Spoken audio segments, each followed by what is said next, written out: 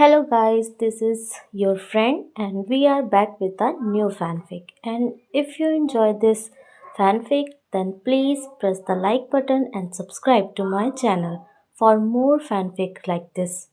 And now let's start the fanfic. It was the explosion that woke him first. The distinctive blast from one of the outer traps he'd designed to be as loud as possible. An extra bit of alarm to alert anyone in the house.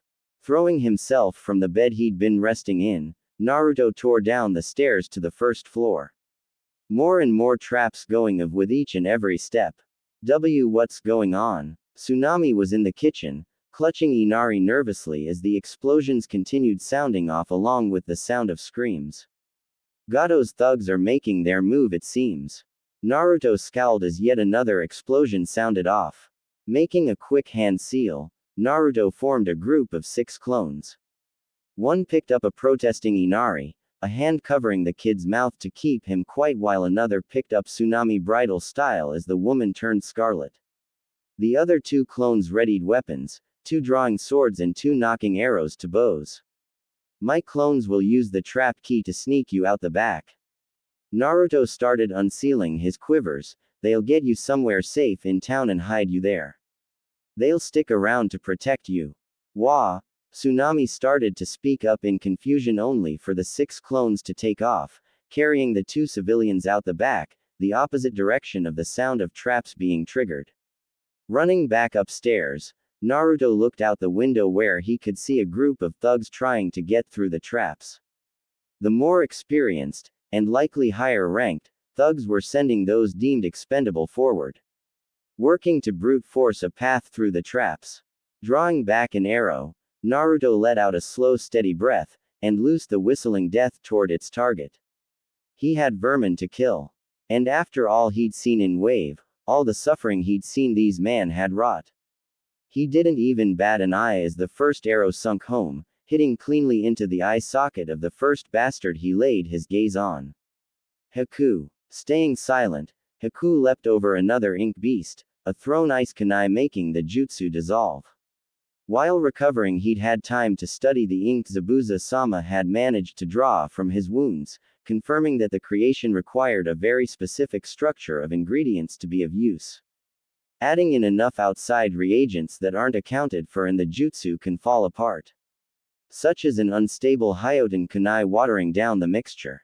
What the hell, Sai? The Uchiha scowled, swinging his swords in a windmill blur of motion, yet still seemingly able to keep track of each blade and everything around him.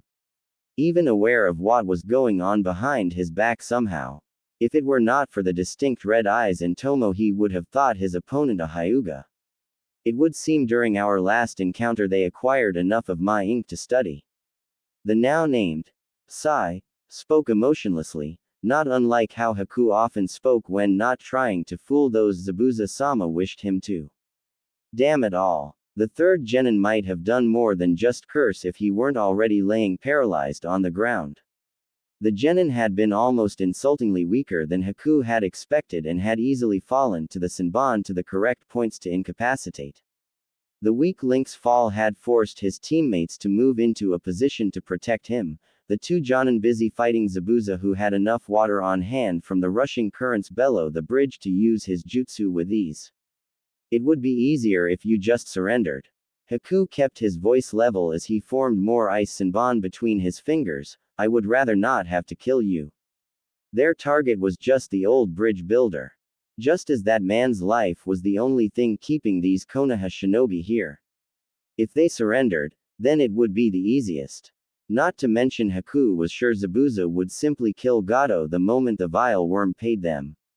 He'd rarely seen a civilian earn disgust to the level of hatred Zabuza showed to the shipping tycoon.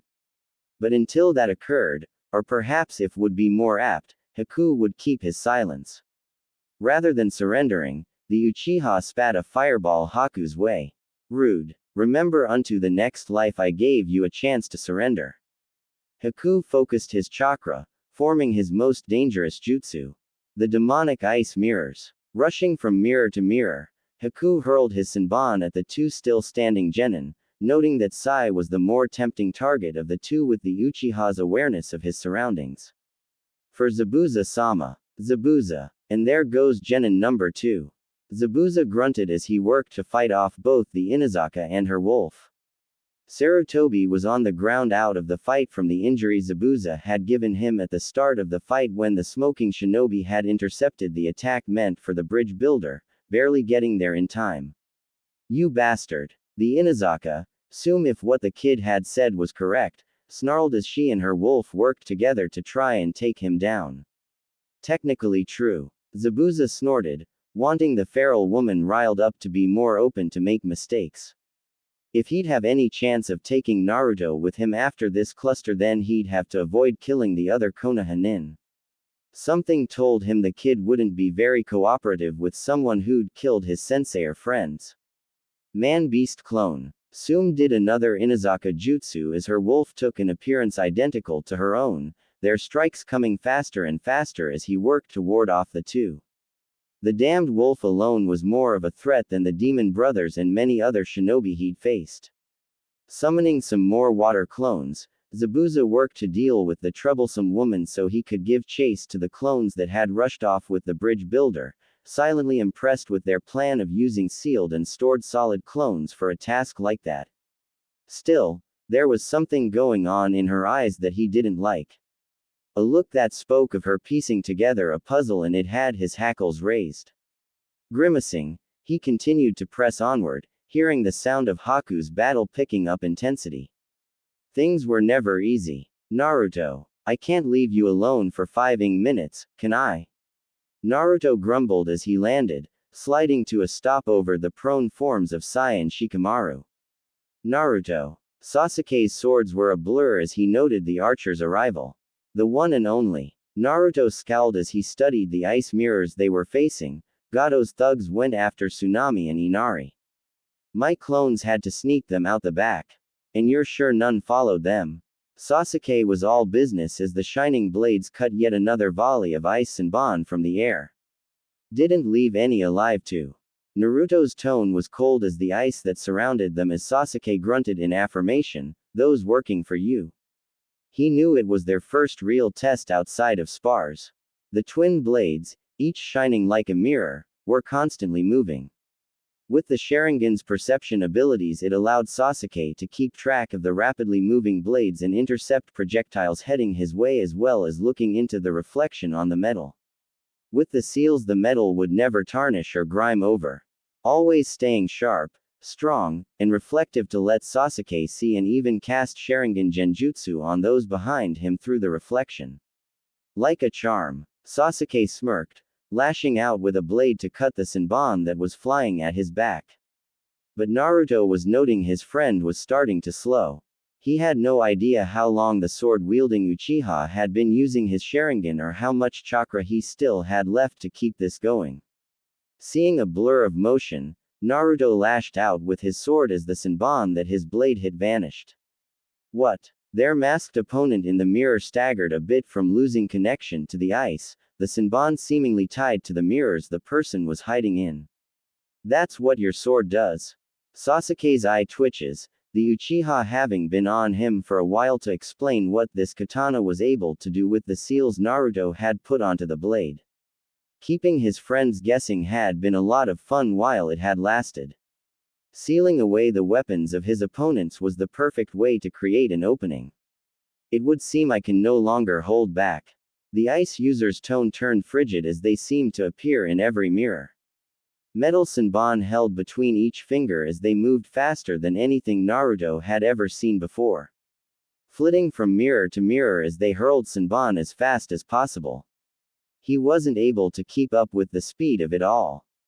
He let out a cry as the needles pierces his skin, Sasuke dropping to a knee as well as the onslaught continued.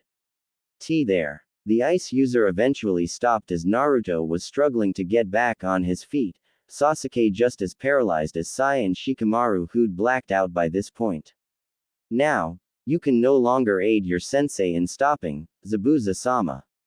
The ice user was on their knees, shaking from chakra exhaustion as the mirrors cracked apart all around them, falling to the ground uselessly. Get it over with. Sasuke snarled, the Uchiha hating being defeated even if the Ravenet still had his pride. There is no reason for you to die. The ice user's voice was calm even if they were still panting. Our only concern is the life of our target. You were tasked to guard them, but we do not have to kill you to attain this objective. What? Naruto blinked in confusion, sharing a glance with Sasuke even as the sound of the fighting from the Jonin in the dissipating mist was fading. I said, there is no need. The Icer user's emotionless tone was cut off. No. A voice he recognized as Zabuza's filled the air, along with the sound of tearing flesh. Hot blood splattered across Naruto's face as he stared at the stone spike piercing through the missing nin's chest, an attack that would have hit Naruto, Sasuke, the ice users and the others if the man hadn't intercepted it. Zabuza-sama. The ice user gasped, trying to catch the now falling man. Really? That's all it took? A new voice Naruto didn't recognize laughed as the fog at the end of the bridge cleared to show a little man surrounded by an army of thugs and one terrified-looking ninja with a slashed Iwa headband. Probably a weaker and cheaper shinobi kept on retainer just in case. I expected it to take a lot more to kill you, Zabuza. Oh well, an easy bounty is an easy bounty. As the midget laughed, Naruto stared in shock at the missing non who was using the massive Zanbato to stay upright. The bandages were falling from the man's face as Naruto saw more and more details. Familiar features. Hey kid. The voice of the friend he'd made out in the woods reached his ears as Naruto felt his gut growing cold. No. Naruto was hyperventilating even as he forced himself through the pain to try and help the ice user in holding up this man. A man he'd spoken with, who'd helped him. Not much of a way to go, huh? Zabuza coughed weakly, blood coming from his lips. The man had seemed utterly terrifying when Naruto helped save Asuma from him in their first meeting. Now he just seemed tired, drained from everything. No, Zabuza-sama, you can still survive this. The ice user was in full-on denial even as Zabuza's life blood continued to drip out. Ha. I think the little baby ninja's gonna cry. Gato sneered as he saw the two brats holding up the dying Zabuza. I mean really, all that hype and he goes out like a little bitch. Gato felt his words dying in his throat with a strangled gurgle as Gato's body fell and a horrible oppressive weight filled the air. The blonde brat looked up, hands still clutching Zabuza's sword and a sickly orange glow forming around the little shit. Kill him already. Gato snapped, hating how the brat unnerved him enough to stutter. I want him dia. He was cut off by hot blood filling his mouth and ruining his suit.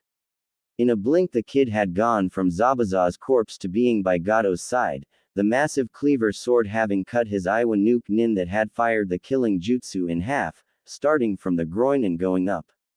He couldn't help throwing up the expensive food in his stomach as he looked at the panting blood-soaked blonde. From a torn pouch on the ninja's waist leaves were drifting out in the wake of his charge, smoldering from the orange aura surrounding the killer. When said killer threw his head back and let out a ing roar that parted the kami-damned clouds, he officially pissed himself. His feet felt like they were sunk in cement, his knees knocking together as the monster he'd unintentionally unleashed carved a bloody path through his men, roaring like a beast all the while. The demon kept moving faster than he could keep track of. He only got glimpses of them when they were stopped amongst the carnage. More and more of Gato's army was being slaughtered by the moment and all he could do was watch in horrified silence. Screams filled the air along with the limbs, blood, and guts of those who did the screaming. While his ears were assaulted by the echoing screams, the pleas for mercy, his nose was filled with the stench of blood, of piss, of shit, and the acrid smell of burning leaves.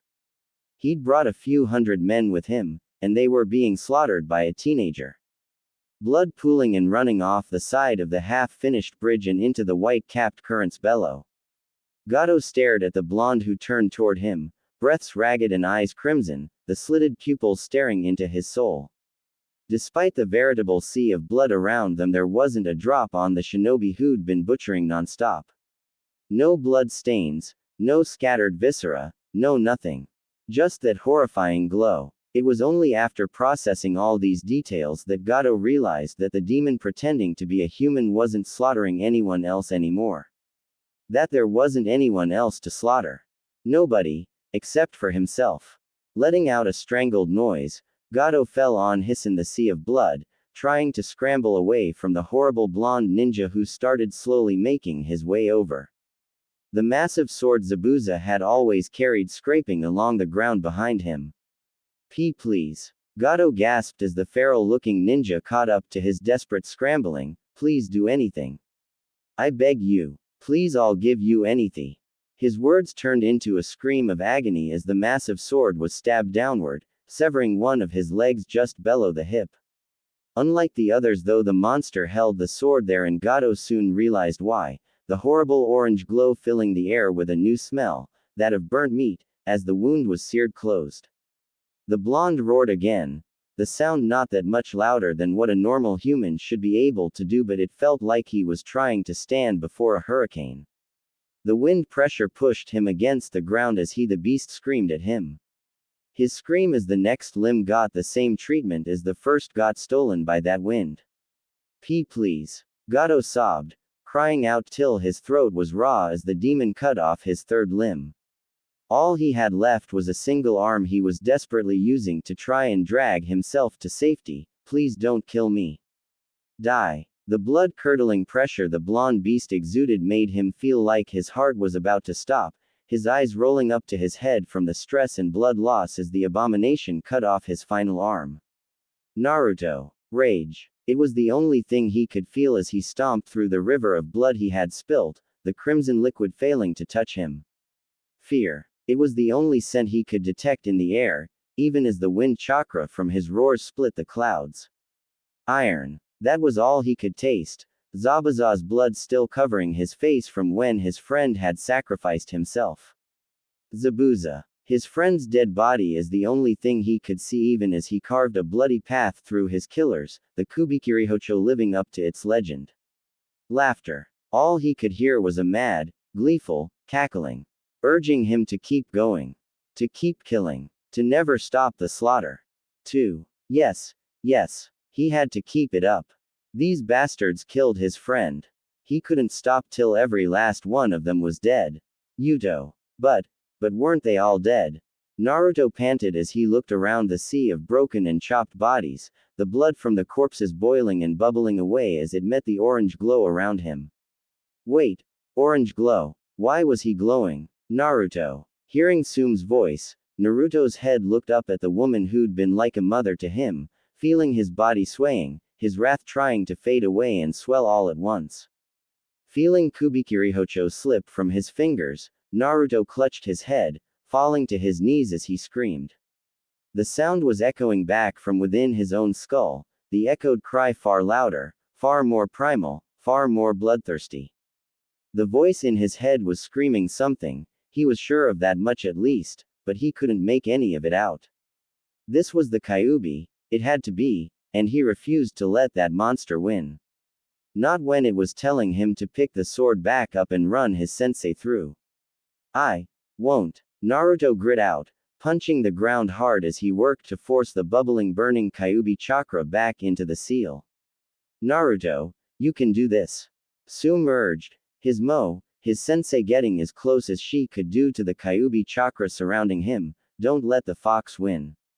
Alright. Naruto looked Tsume sensei in the eye, seeing his own eyes reflected back from within hers, seeing the crimson glowing gaze slowly fading into a calm blue. Just before his energy left and he collapsed into his teacher's arms. Sarutobi. What was all that? Sasuke's voice was horrified as they looked out over the carnage Naruto had caused. Shikamaru and Sai were thankfully unconscious at the moment. That, Sasuke, was what I'd suggested you ask Naruto about yourself when we finished this mission.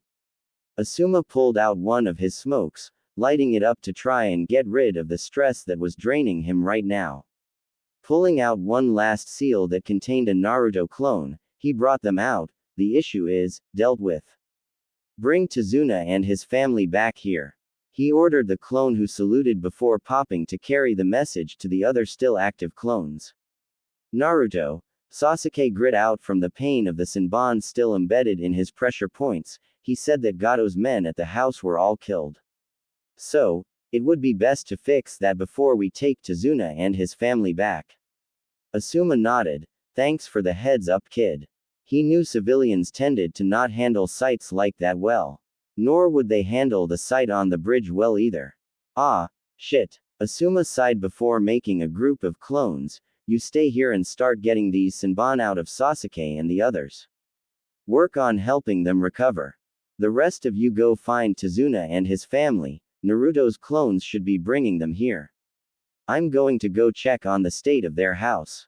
He trusted Sume and Kuromaru to look after the genin and deal with that ice user if they tried anything.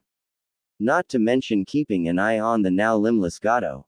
Taking off running, the limited medical jutsu he knew, having thankfully already closed up the wounds Zabuza gave him, Asuma made for the bridge builder's home. Feeling drained and frustrated, Tenten did her best not to show it as she stood before the Hokage. She and her team were back from yet another week-long mission. The first had been a mess from start to finish, with Guy doubling down on the situation with Lee, putting the taijutsu-focused genin in charge of the mission. Lee had been enthusiastic but never bothered to try and think about what he was doing, even when it was actively going wrong. She and Neji both kept getting placed in the worst spots for their skill sets, and to make matters worse, Guy never stepped in to try and correct Lee or take away Lee's temporary leadership position. Then, on their way back, it was clear that at least some lessons had been imparted to Lee by Guy while they waited for their second group.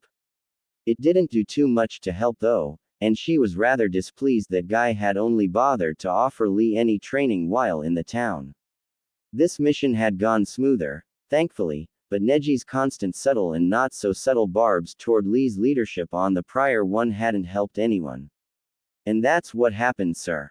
Guy finished reporting to the Hokage, Neji nodding along as they finished the report. It had been a simple job of taking supplies to one of Konoha's border outposts and bringing back their reports. Honestly, it was simple enough that Lee would have had a harder time messing this up than a proper escort mission. Thank you, Guy. The Hokage sighed, seeming exceptionally tired. You, Neji, and Lee are dismissed. Tenten, I would like you to stay behind for a bit. Confused, Tenten nodded even as her team left, all of them shooting baffled glances back over their shoulder as the door closed. You wished to speak to me, sir. Tenten frowned, not sure why he'd do so. Yes, this will only take a moment. The Hokage had always seemed a powerful and indomitable figure to her as she grew up, but right now, he just seemed a very tired old man. Naruto came back from his mission yesterday. I know the two of you tend to train together, and right now he could use as many supportive friends with him as he can get. Where is he? Tenten felt a pit form in her stomach at the worrisome implications. The cemetery. The Hokage's words made that pit become a lump of ice. He made a friend on his mission. They died in his arms. There are other factors, but those might be best to get from Naruto himself. I just felt it would be best to inform you so you could head to him now if you choose. I choose to. Tenten was already moving, knowing her friend needed her there right now. The Konoha cemetery was thankfully easy enough to find, even if Tenten herself thankfully had little reason to ever visit before. Naruto was easy to spot.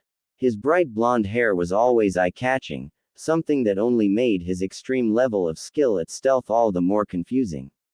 As she got closer, she noted that Naruto was standing around a fresh grave alongside his teacher, another Jonin she didn't know, a genin she recognized as Sasuke Uchiha, and one last person who she had never seen before.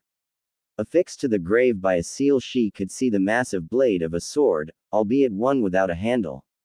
Naruto. Tenten called out to her sparring buddy as the blonde turned toward her, his eyes hollow and bloodshot. Tenten. He rasped, thankfully not asking her to leave. It would have been awkward when she ignored such a request. I'll leave you to talk. Sume nodded. I needed to go talk to the Hokage about something. Asuma, can you escort Haku to their tests? Sure. The Jonin she hadn't recognized nodded, leading the other person Tenten didn't know away. The now named Haku sent a sad mourning look at the gravestone they were surrounding before doing so. Naruto. I'll talk to you later, Naruto. Sasuke clapped a hand to his shoulder.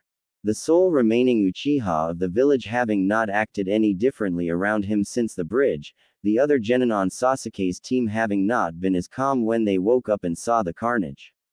Naruto shifted from foot to foot once it was just him and Tenten left, his training buddy glancing at the gravestone, clearly recognizing Zabuza's name scrawled in as well as the blade attached to the rock. What happened? Tenten's voice was soft as her hand rested on his shoulder, her presence more comforting than he had ever expected it to be. Sume and I got called in as backup for the mission, Sasuke's team went on. Naruto ran a hand through his hair, tearing his eyes from the stone. The job was supposed to just be escorting a bridge builder back home. They shouldn't have had to deal with anything more threatening than a couple bandits or some wolves. But something went wrong. Tenten frowned even as she gently guided him over to a nearby bench. The client lied. Naruto scowled. His village was poor and couldn't afford a higher ranked mission. So, he lied, claimed a C-rank job, and apparently still expected to have a full team of Jonin. Tenten winced at that. Sasuke and his team found that out after they were attacked by the demon brothers on their way to Wave. Why not just leave the client then and there? Tenten frowned in confusion. I mean, if he lied about the mission and endangered everyone. According to Sume-sensei as well as Asuma, there were a couple reasons.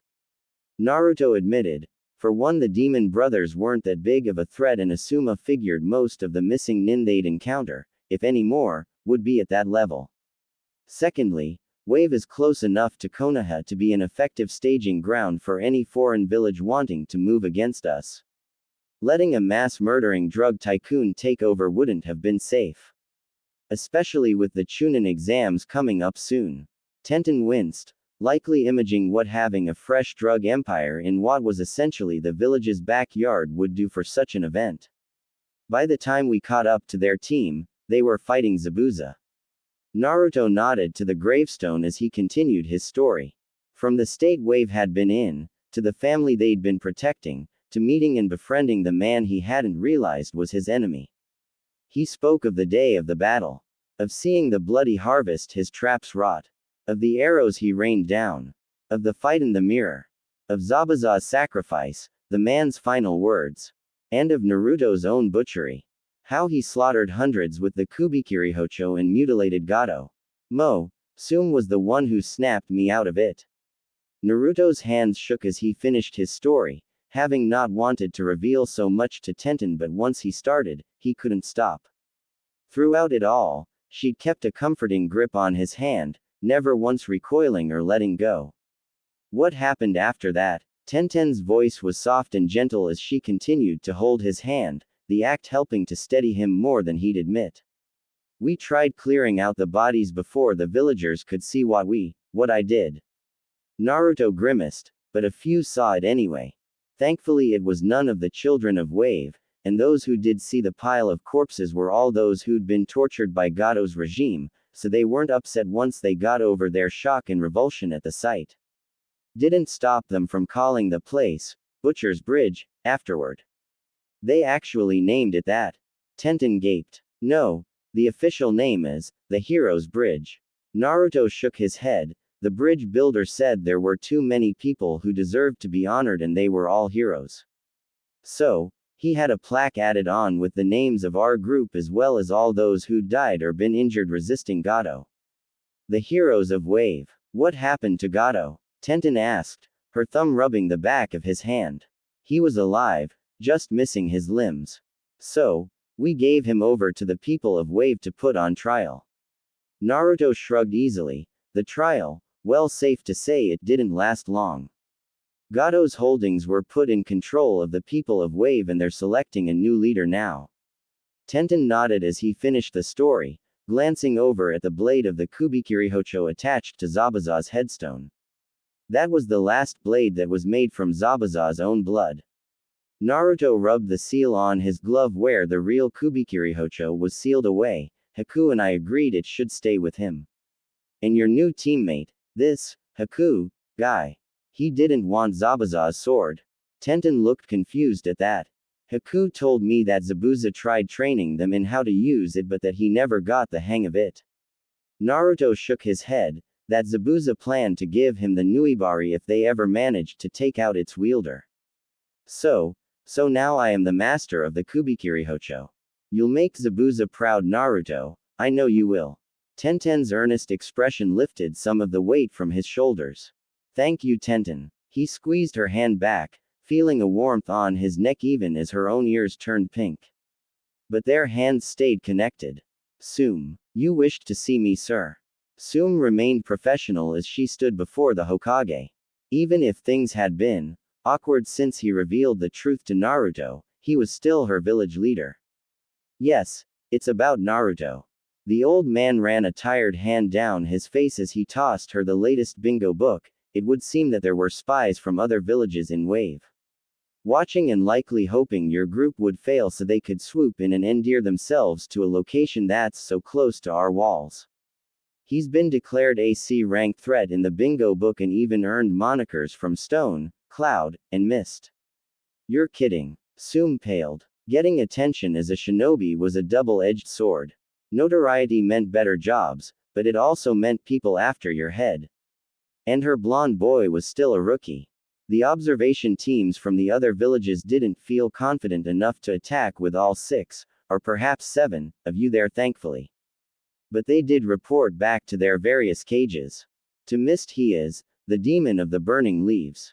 To Stone, the bloody maelstrom. And to Cloud, the whistling death.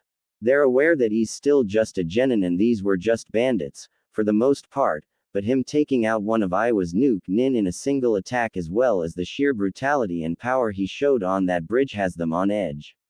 Has them watching to see what he'll become. I'll accelerate his training. Sume nodded, already determined to make sure her boy survived long enough to give her a gaggle of honorary blonde grandkids to spoil. Giving a yell, Naruto hurled Kubikiri Hocho, the massive blade of death spinning through the air like a shuriken towards the target. Switch. Sume's barked order filled the air as Naruto instantly turned and unsealed his bow from his left-hand glove, knocking and drawing an arrow as he took aim, firing as quickly and accurately at the targets as he could. Switch. Sume's order came again as Naruto had to instantly reseal his bow and summon Kubikiri Hocho back to his right hand, a seal he'd added to the hilt of the sword letting him recall it once thrown.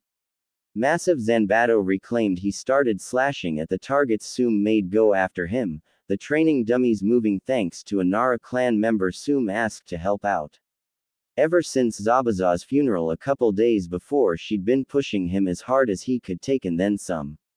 Preparing him to be able to use both his new weapons, as well as jutsu, and switch between them at a moment's notice.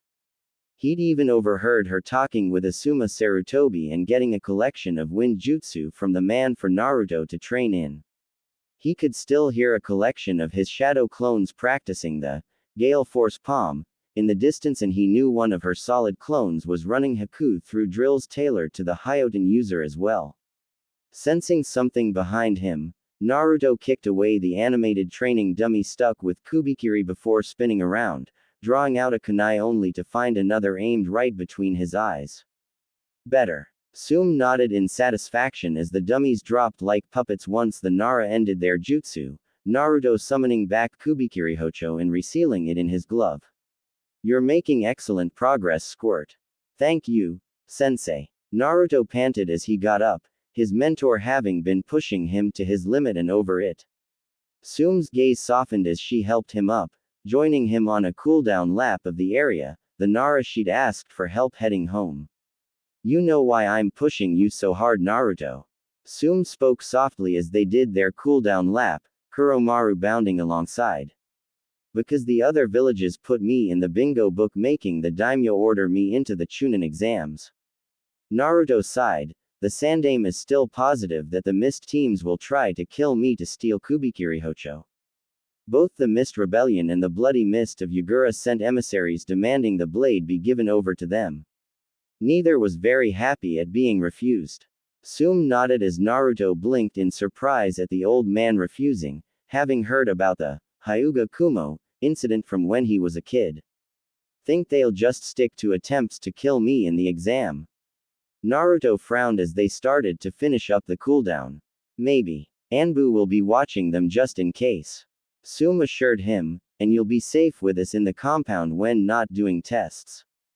Gotta keep an eye on you now that you've got a girlfriend. Her gentle understanding tone became teasing in an instant. Don't want grandkids from your Kiba just yet after all. Sensei. Naruto whined flustered, stumbling in place even as his mentor and Kuromaru laughed at his embarrassment. Tenten and I aren't dating. I never said her name. Sing-songed as she danced away from Naruto's attempt to swat at her. Alright, we've tormented the pup enough. Kuromaru chuckled even as the massive wolf came to his rescue. Besides, we still need to prepare for our guests set to come this evening. You're right. Sum sighed, going straight back to business. You sure about this kid? Positive. Naruto nodded, completely sure of his choice even if he felt terrified as hell of it. Tenten. Nervously, Tenten checked her makeup for the third time in the past 10 minutes, using a small compact mirror as she and her father walked down the street towards the Inazaka house. I've never seen you fret about your appearance this much, Ten. Is there something you're not telling me? Her dad raised an eyebrow as she put her compact away, trying to quell her still tumultuous nerves by tucking a strand of hair behind her ear. Dad, Naruto asked for me to come to dinner at his house with you. Meeting his family. Saying he had something important he wanted to tell me. What do you think that means? Tenten wished she had one of her kunai on hand or something to keep her fingers occupied. She'd never felt this nervous before, even during her graduation exam from the academy. She had a moment to see her father's eyes widen before she noted another duo heading the same direction they were. Asuma Sarutobi and one of Naruto's friends, Sasuke Uchiha. Ah, the Higurashi family. The Sarutobi Jonin nodded to them, Sasuke giving a small nod of greeting, the two thankfully seeming to not notice her surprise. I had a feeling I'd see you both here. You know why he asked us here? Sasuke narrowed his eyes in suspicion at his sensei. I have a hunch. Sarutobi shrugged. If I'm right, he'll be telling you two about some important secrets of his. Particularly the ones about why the village hates him and what you, Sasuke, saw on the bridge. Tenten froze at that, any and all unhappy feelings about this apparently not being what she thought it was fading away. She'd been wondering about this and if Naruto was finally ready to tell her then it was still important. Hearing the door open, Tenten snapped out of her thoughts, moving forward again to catch up even as Naruto led in Sasuke and Sarutobi.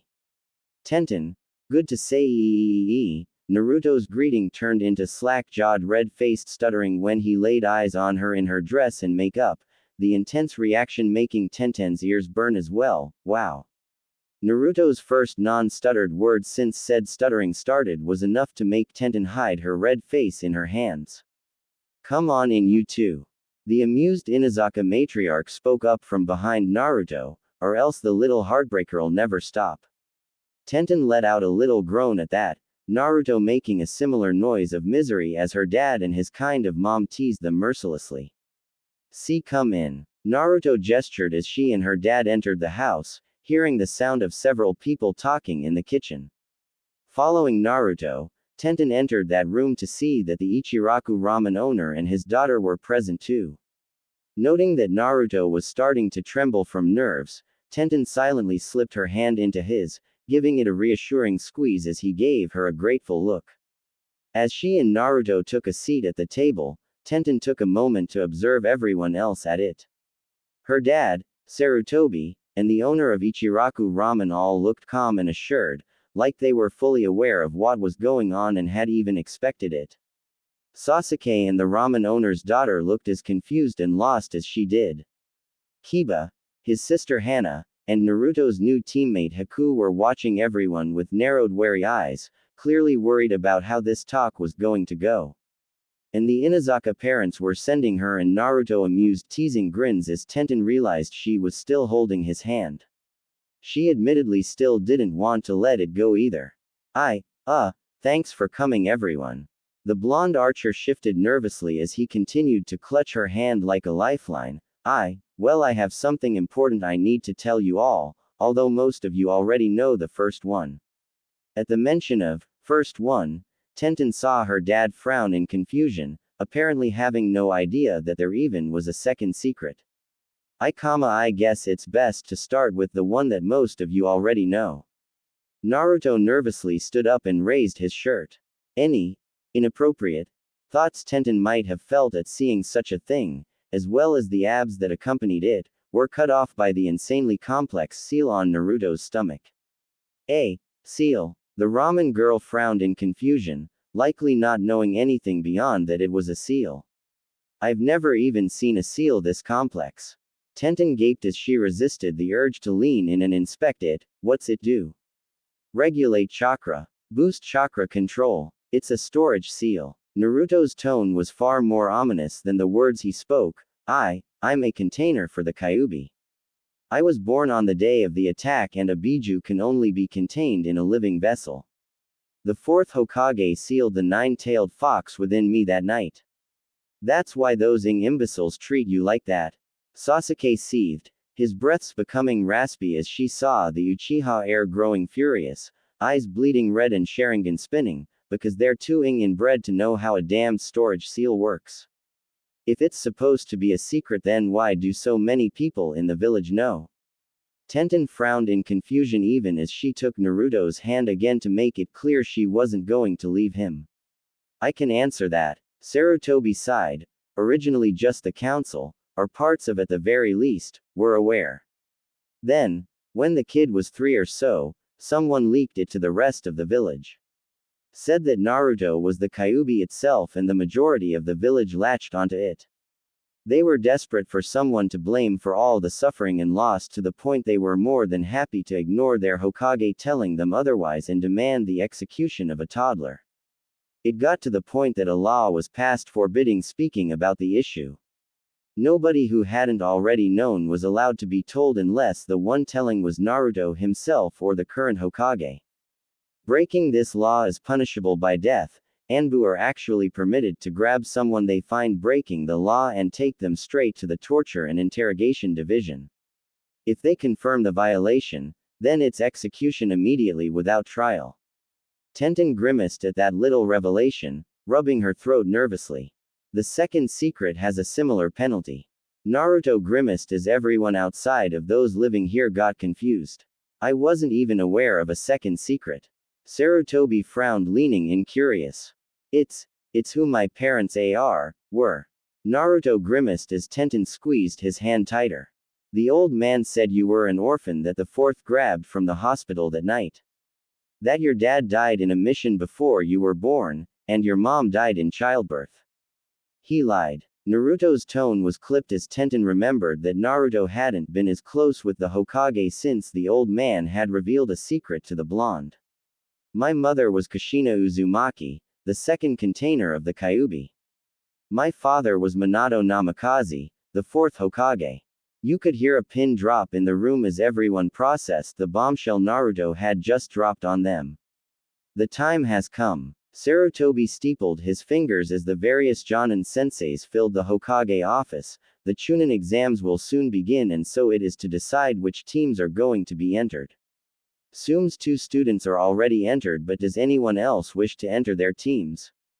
Hokage-sama, you can't be serious. Guy frowned as he straightened up. Sum's team are far too green for the Chunin exams. And she doesn't even have a full team. Watch it, Guy. Sum narrowed her eyes, claws extending out. My boys are more than ready. Regardless, their entrance was ordered by the daimyo himself. Sarutobi ran a tired hand down his face. After their mission in Wave, young Naruto got entered into the bingo book. The daimyo wishes to capitalize on this attention. So Sum's pupils are being entered into the competition. Well, my team are being entered. Guy gave his trademark grin. They met the threshold I expected of them before being entered months ago. Meaning before the drama in his team had started. Team 10 are nominated. Asuma considered for a moment before speaking up. Sasuke and Sai are more than ready. Shikamaru has the intellect to be able to make it through, and it'll give him the kick in the needed to work harder on his physical training without having to be forced. Team 8 is more than ready. Kurenai's smirk was confident, bordering on why, they'll become Chunin no problem. Glad you're confident, but Team 7 is far from ready. Anko spoke up with an irritated huff, they're still being put through the boot camp ringer. If it's alright with the Hokage though, I'd like them to be allowed to observe the first and second tests. To see the level they should have been trying to reach. The three still have issues with working hard. Accepted. Sarutobi nodded, the old man looking exhausted as he wrote the permission. Should anyone else have teams they wish to observe rather than compete, then come to me. And with that, the rest of the Jonin with active teams declared whether they'd have their students attempt for promotion or just observe as the Hokage filled out the necessary forms. At his side she saw the Chunin Iruka trying hard not to scowl, eyes flitting to the forms for the rookie nominations. Judging by him keeping silent, she figured the Hokage already spoke to him in private about the possibility. Regardless, she still had training to do with her brats. She didn't just want them to win, she wanted them to dominate. Haku. Hello again, Zabuza-sama.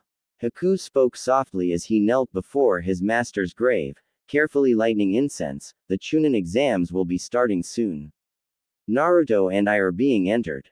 Feels almost unfair to the others. Haku couldn't help but chuckle, thinking about how Zabuza would react if he were here. The man had always found the concept of the exams both brilliant and stupid.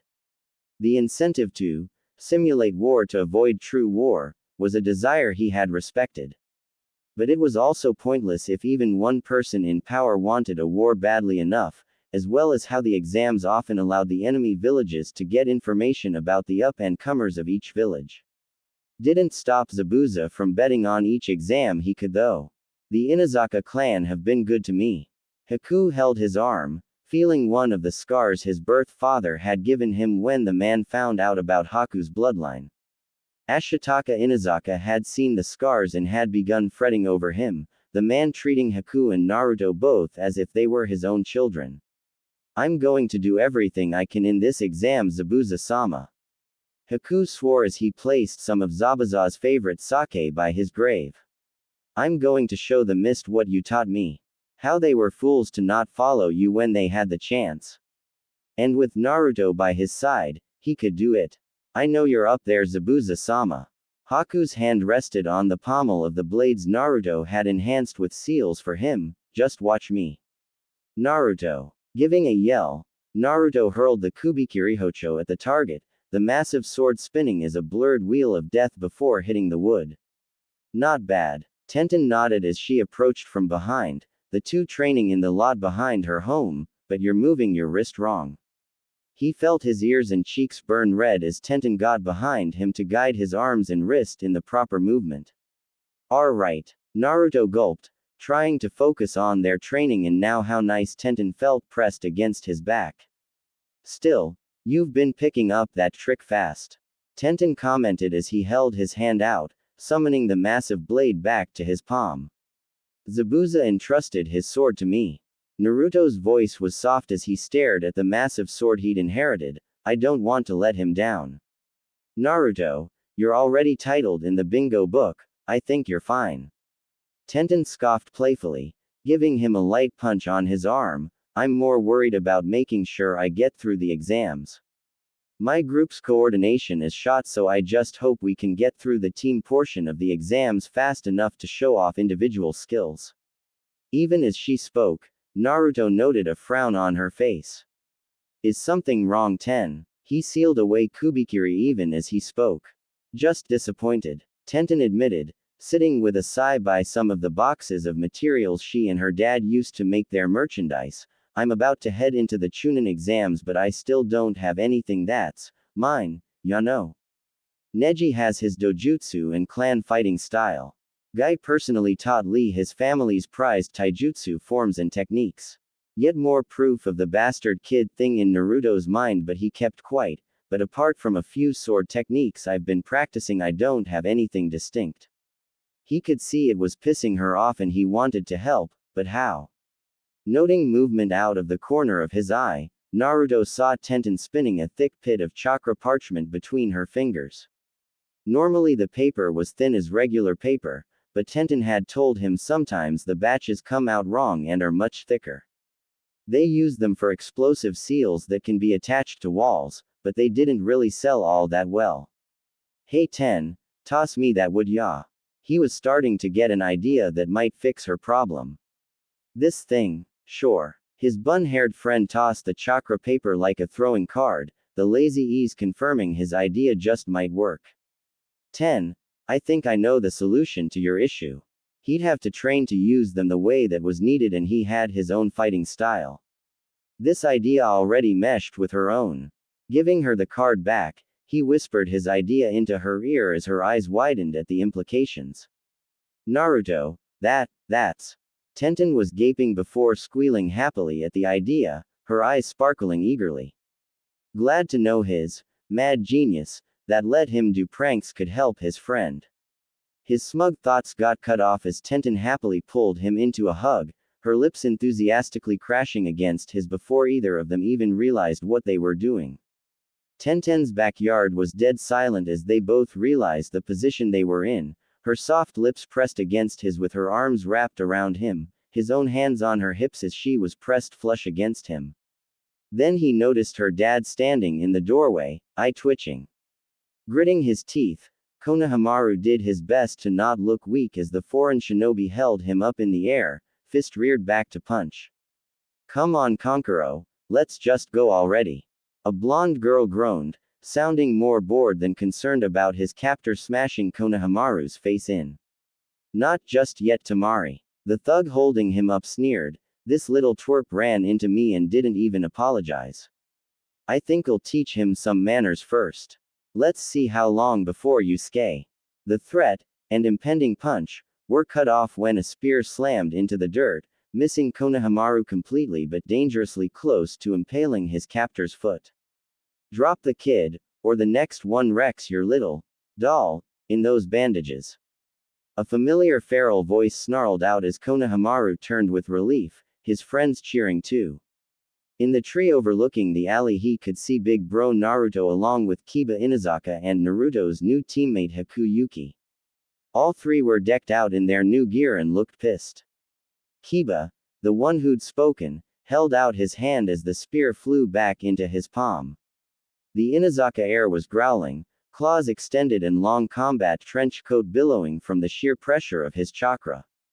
Haku was in ominous black armor, his three blades placed on his hip and back while smaller knives lined a bandolier. The half-mask on his face was ominous but nowhere close to how cold the Hyoten user's eyes were. Then there was Big Bro Naruto. His new dark red armor stood out, along with the katana at his waist and the massive Zanbato sword resting on his shoulder. He could tell all three were pouring out what his grandpa had called killing intent, but he wasn't feeling any of it, the rage being directed at the two who'd been about to hurt him. Why you'd better watch yourself. The thug, Kankuro, did his best to glare back, able to work through the killing intent surprisingly well, we're the children of the cage. Attacking us is a diplomatic incident. So back oh. His threat was cut off as before he could even finish that word, Big Bro Naruto shot from the tree. He didn't even have time to process before finding himself safely set on the ground with his friends while his big bro held Kankuro up against the wall by his throat. Oh really? Naruto narrowed his eyes, unconcerned that his back was turned to the girl, how interesting. I don't think that's a big concern though, not since you were about to assault the grandson of the Hokage. What do you think Sasuke? Sounds like quite the pickle, yeah. A new voice spoke up from behind the blonde as Konohamaru noted that another of his bro's friends, Sasuke Uchiha, was there, his twin swords at the blonde girl's throat. So, is your third teammate gonna step out here or what? Kiba scoffed, the Inazaka still up in the tree, no point in him hiding when I can smell all the blood on him from far off. At that question, Konohamaru could see Kankuro and Tamari both suddenly look terrified, their fear only growing when a redhead appeared in a swirl of sand. You two are annoying. The redhead, who Konohamaru noted had the kanji for love tattooed on his forehead, scowled at the other foreign shinobi. I'm sorry for them bothering you. You'd best keep a closer eye on them from now on. Naruto scoffed, throwing Kankuro to the ground at the newcomer's feet. If you're here for the Chunin exams like I think, then attacking the son of the cage isn't just going to get you disqualified. It's a straight ticket to T&I. Assuming that the Anbu didn't just kill you first to send a message. Fair enough. The new redhead seemed to grow excited at the still leaking out killing intent and the threat of death. I look forward to facing you in the exams. Demon of the Burning Leaves. Butcher of Wave. Gaara of the Sand. Naruto narrowed his eyes. I've heard of you as well. Assuming I'm not too busy having to deal with would-be assassins from Mist, then you'll get your fight. I'll make sure of it. The now named Gaara's expressionless mask was slipping, Konohamaru shuddering at the unhinged battle lust-filled expression on the redhead's face, the redhead's teammates far too scared to speak up. You're strong. All of you are strong. You'll help me prove my existence. Then may the best man win. Naruto kept his cool as the trio walked off, only looking away when he was sure they were gone. You alright, Ko? Instantly, the hardened shinobi was gone, and Naruto was his caring big bro again. Sorry I haven't been around as much for a while. I've been working through some things. Teach me some new jutsu, and it's fine. Konohamaru tried to keep his voice steady, still shaken up from the attack and fighting down emotion now that his bro was hanging out with him again. You've got it. Naruto chuckled, reaching down to ruffle his hair. I have been thinking on a lot of things lately. But I shouldn't have avoided you just because I was having a fight with your gramps. You and Grandpa were fighting. Konohamaru blinked in surprise, having not known that was why he hadn't been able to spend as much time with Naruto lately. It's a long story. Naruto chuckled, ruffling his hair even more as Konohamaru tried, and failed, to swat his hand away. How about you tell your grandpa to show up for dinner at the Inazaka's tonight and I can tell you both all about what's been going on. Count on it. Naruto. So, talking to the old man again. Sasuke asked. The four of them continued on their way, seeing the three academy students off first. Yeah, I think I've tried avoiding the issue long enough. Naruto sighed, just running away from my problems isn't going to help anything. And if he says anything stupid, your girlfriend can just beat him up for you. Kiba smirked teasingly as Naruto felt his face go red. Come on, Kiba, at least Naruto has a girlfriend. Haku shot back as Kiba sulked, the Inazaka heir still having not managed to get his feelings through to Hinata. You guys. Naruto grumbled even as his friends snickered. Still, the exams start tomorrow. Sasuke sighed, honestly, I'm somewhat worried. Sai is strong, so I don't have to worry about him on that front, but, well, to be honest, he's still a moron. Asuma hasn't managed to hammer some thoughts into his skull yet. Naruto raised an eyebrow as Sasuke shook his head glumly. Shikamaru is the opposite. He's brilliant tactically but still dead weight in a fight. Still better than the fangirl queens. Kiba barked out a laugh. I heard their sensei refused to even let them try the exams, they're still so far behind. Yes, I've heard that rumor as well. Haku made a face, having run into Ino and Sakura, who both accused him of trying to look pretty to seduce them away from Sasuke-kun. Naruto hadn't stopped laughing for days after that incident. Anbu up ahead. Naruto noted the mostly hidden Jonin, having gotten used to spotting them from all his time pranking as a kid. The others noted the shinobi after he pointed them out. If I had to guess, we've got a team from Mist, Stone, or Cloud up there. Those were the big three for trouble around these parts. Geez. Sasuke ran a tired hand down his face. So, any Mist teams try causing trouble for you yet? Sasuke asked even as Naruto steered them into a nearby dango shop. Been avoiding them all day. Naruto shook his head, spotting their Anbu tails helps with that. But we've got teams from the Bloody Mist and the Mist Rebellion here at the exams. Heard it from Sum-sensei. Seriously. Kiba gaped, why the hell would they both be let in? That sounds like it's asking for chaos. My guess is that the Hokage wanted them to focus on each other rather than myself or Naruto. Haku gave his theory: the two groups might hate each other more than they want to reclaim or eliminate my bloodline. Or to try and take the Kubikirihocho away from Naruto. That said, if one of the sides gets eliminated from the exams, then it'll be open season. Best be ready lest you get caught in the crossfire. I'm not worried. Sasuke smirked, Sharingan bleeding red as the multiple tomo in each eye spun smugly. I doubt there's going to be anyone in these exams even as remotely dangerous as Zabuza, let alone the four of us. Ahem. Naruto gave Sasuke a look as the Uchiha heir groaned. Fine. Four of us plus Naruto's girlfriend. Seriously, she has you whipped. Maybe he's into that. Kiba smirked as Naruto felt his cheeks turn crimson again, the others laughing at his torment too. Assholes, all of you. Naruto's head thunked on the table while Haku went to go order some dango for the lot of them. Yet you put up with us anyway. Sasuke smirked. His dark-haired friend had been growing happier in equal speed to his strength as of late. Honestly, it was a lot better than the stick-up-the attitude he'd had when they first met. Yeah, Naruto grumbled, taking his skewered of dango when Haku returned with the snacks. Still. Here's to kicking and getting ranks. You ready, partner? Naruto took a steadying breath as he stood outside the academy with Haku, the first exam set to happen on the third floor. Of course, my friend. The Hyoten user nodded, the two of them having prepared as best they could for the tests. He'd have brought the others in on their planning too, but the group had all agreed that training together or making suggestions for ways to improve was the furthest it should go. If one of them only passed because a friend from another team gave them the answers, then they weren't really ready to be Chunin. Nodding, they walked in, hearing a commotion once inside.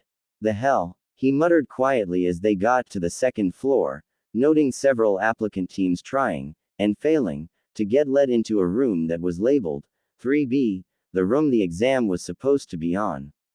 Just on the wrong floor. Come on, this is probably just a test to weed out the hopeless cases. Haku shook his head in exasperation. Let's keep going.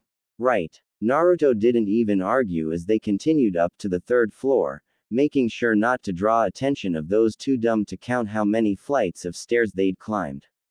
Getting into the testing room, Naruto glanced around to take in those who were there. He saw Sasuke and Kiba alongside their teams, his friends giving him a nod of greeting. Tenten stood out to him and sent him a little wink that he couldn't help but grin back at even as he felt his ears turn red. Sadly, not everyone in the area was a positive experience. Naruto and Haku were on everyone's eyes, the teams already there having been watching the door to size up anyone who entered and hit them with killing intent. Admittedly rather pathetic given what he had housed within him.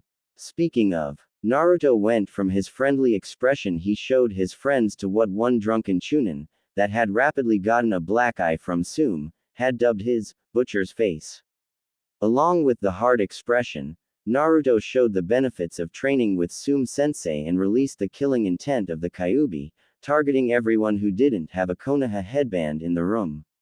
Anko. Spitting out her sake, Anko tried not to choke as she felt the sheer bloodlust in the killing intent that kid was leaking out. Aimed at her or not, she could still feel it by focusing and, much to her now regret, she had been to laugh at how weak the Genin's killing intent was so far. Sweet Kami Sume, the hell are you teaching that kid?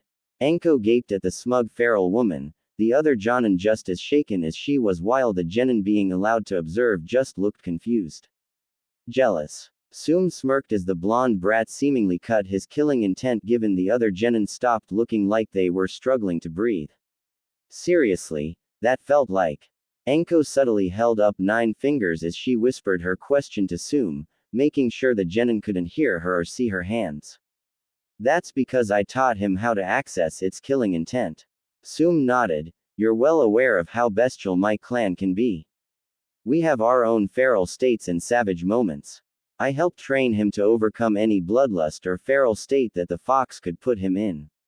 The chakra is still something we're training in, but just tapping into the killing intent was much easier. You can see the results. Yeah. Anko shook her head before sending Sum a hopeful look. Any chance you'd be willing to TRA?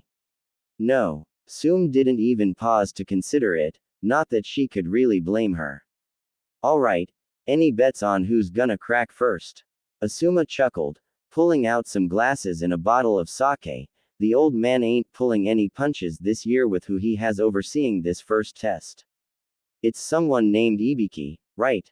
Kurenai frowned, the genjutsu mistress having always not paid much attention to others who weren't immediately relevant to her own life. Yep. Konoha's number one at torture. Asuma smirked. No offense, Anko. None taken. She shrugged as she took a sake cup from her fellow sensei. The old man's a master of that shit. If torture got rated like combat skill, she was positive the oldest hold have an S rank, if not a multiple S. Torture. Sakura squeaked, eyes terrified. Mental torture. Ino gulped, the girl knowing full well who Ibiki was thanks to her father. He's the head of the torture and interrogation division. Dad also said there's almost nobody as patriotic about Konoha as Ibiki. He also said Ibiki would have made a good cage if he didn't hate politics so much. Anko couldn't help the laughter that escaped her at that, nearly falling out of her chair, and now I can't help but picture him in that uniform. Anko wheezed. The position of cage was a respectable one, but the robes and hat, uniform was so dumb. As she worked to recover her breath, Ibiki showed up in the test room that they were viewing remotely, explaining the test to those assembled. Ha! Sakura smirked. That useless idiot Naruto's gonna fail then. Any further insults from the girl who was too stubborn to accept that people changed were cut off by Sum's killing intent hitting the Pinkett. Looks like Pinky here would have failed then. Asuma sighed as he slammed back his sake, pouring a refill a moment later. I had the best grades in my class. Sakura protested only once Sum had lifted the killing intent. It ain't about brains, runt. Sum scoffed. Those questions are ones that no genin would be expected to know. Hell, most chunin wouldn't know either. They're closer to jonin level questions. Then, why? Ino blinked in confusion at what, to her, must have sounded like an impossible to win situation. It's intel gathering. Anko pointed out a couple of the test takers, those guys there. They're actually plants. They're chunin who already know the correct answers. Ibiki said that if you get caught cheating 5 times you're disqualified and kicked out. If it was a regular test, then any cheating would get you booted. No, this test is to see if you can collect intel and not get caught. The moderators are observing the applicants and they'll even cut some slack if they spot something that's still chunin level. A lot of those guys are jonin after all. Honestly, Naruto has the best chance of passing a test like this. Asuma shrugged. Not to shit on my student or yours, he nodded to Kurenai and Guy, but their dojutsu are, well, they're kind of obvious, so they'd have to be careful about using them or use them only once to get all the answers in one go and only have one demerit. But Naruto doesn't have anything as amazing as the Sharingan. Sakura protested. Kid, are you blind? Asuma gaped at Anko's dense student. You saw the pranks he did back at the academy. What do silly pranks have to do with anything? Sakura gave a clueless blink as the Konoha jonin in the room all face-palmed loudly. Alright, Squirt, let me put it this way. Remember that time the kid painted the Hokage monument? Anko broke it down slowly for the Pinkett. Yeah, the dumb loser got caught and had to scrub it all off by hand. Sakura nodded, gulping when Sum growled at the descriptor. Kid, he painted that in broad daylight without getting caught till he started shouting to get people to look up and see what he did. He then ran the Anbu ragged as they tried to chase him down. Sum bragged about her student's ability. Think about if he'd used something like explosive seals rather than paint and hadn't bothered to announce what he did. He'd have destroyed a monument of the village, damaging morale, and buried a great deal of Konoha under rock. My boy is a master at stealth when he wants to be. Stealth, cleverness, and creativity are crucial to intel gathering. Alright, pencils down. The proctor for the exam, Ibiki, clapped his hands with an echoing boom. Yes, that means you in the back, I see you still scribbling. Naruto quieted a snort at that, tucking away his pencil he'd been using to scribble ideas in a notebook for his latest persona, and admittedly spiteful, project. All right everyone. Ibiki had a wicked smirk on his face that was scaring several of the test takers. You've had plenty of time to answer questions 1 through 9. But now, we get to question 10. The man's sadistic grin would have made Naruto feel terrified if he hadn't already known the questions and had to deal with worse growing up. Now, I'm sure a lot of you are wondering, what makes question 10 so special, thinking I'm just being dramatic or stupid. Ibiki smirked at some of the guilty winces and not guilty sneers from the foreign genin. Yeah, and what of it, Trier? Aywa genin sneered before gulping as Naruto pouring out his Kyuubi killing intent at the scrub, Ibiki noticing and seeming amused. You should care, because this question has its own special rules. Ibiki walked over to the blackboard, sliding one section down to reveal a written rule on the now revealed board. Rule 1. Question 10 is optional. If you choose not to attempt to answer the question, then you will automatically fail, as will your entire team. Then why the hell wouldn't we try the question? A mist genin scoffed derisively. Why indeed? Ibiki smirked as he lowered blackboard number 2. Rule 2. If you fail question 10, then you fail the entire exam regardless of answers to the first 9 questions. There was an instant uproar from most of those assembled, outraged at what they probably felt was being cheated out of the passing grade they'd earned. Oh, if that makes you upset, then you're going to really hate this. Ibiki's sadistic smirk grew wider as he slid down a third blackboard. Rule 3. If you choose to attempt question 10 and fail, then you are never allowed to retake the Chunin exams in the future. The silence in the room would have been imposing if Naruto wasn't so focused on not laughing. That was the most overblown scare tactic he'd ever seen and was honestly rather insulted that so many were falling for it. One by one, more and more teams were caving, refusing to try and answer the question. The team members who hadn't cracked almost universally glaring angrily at their weak link. The exam had started with a massive group. Dozens upon dozens of teams from all over the elemental nations.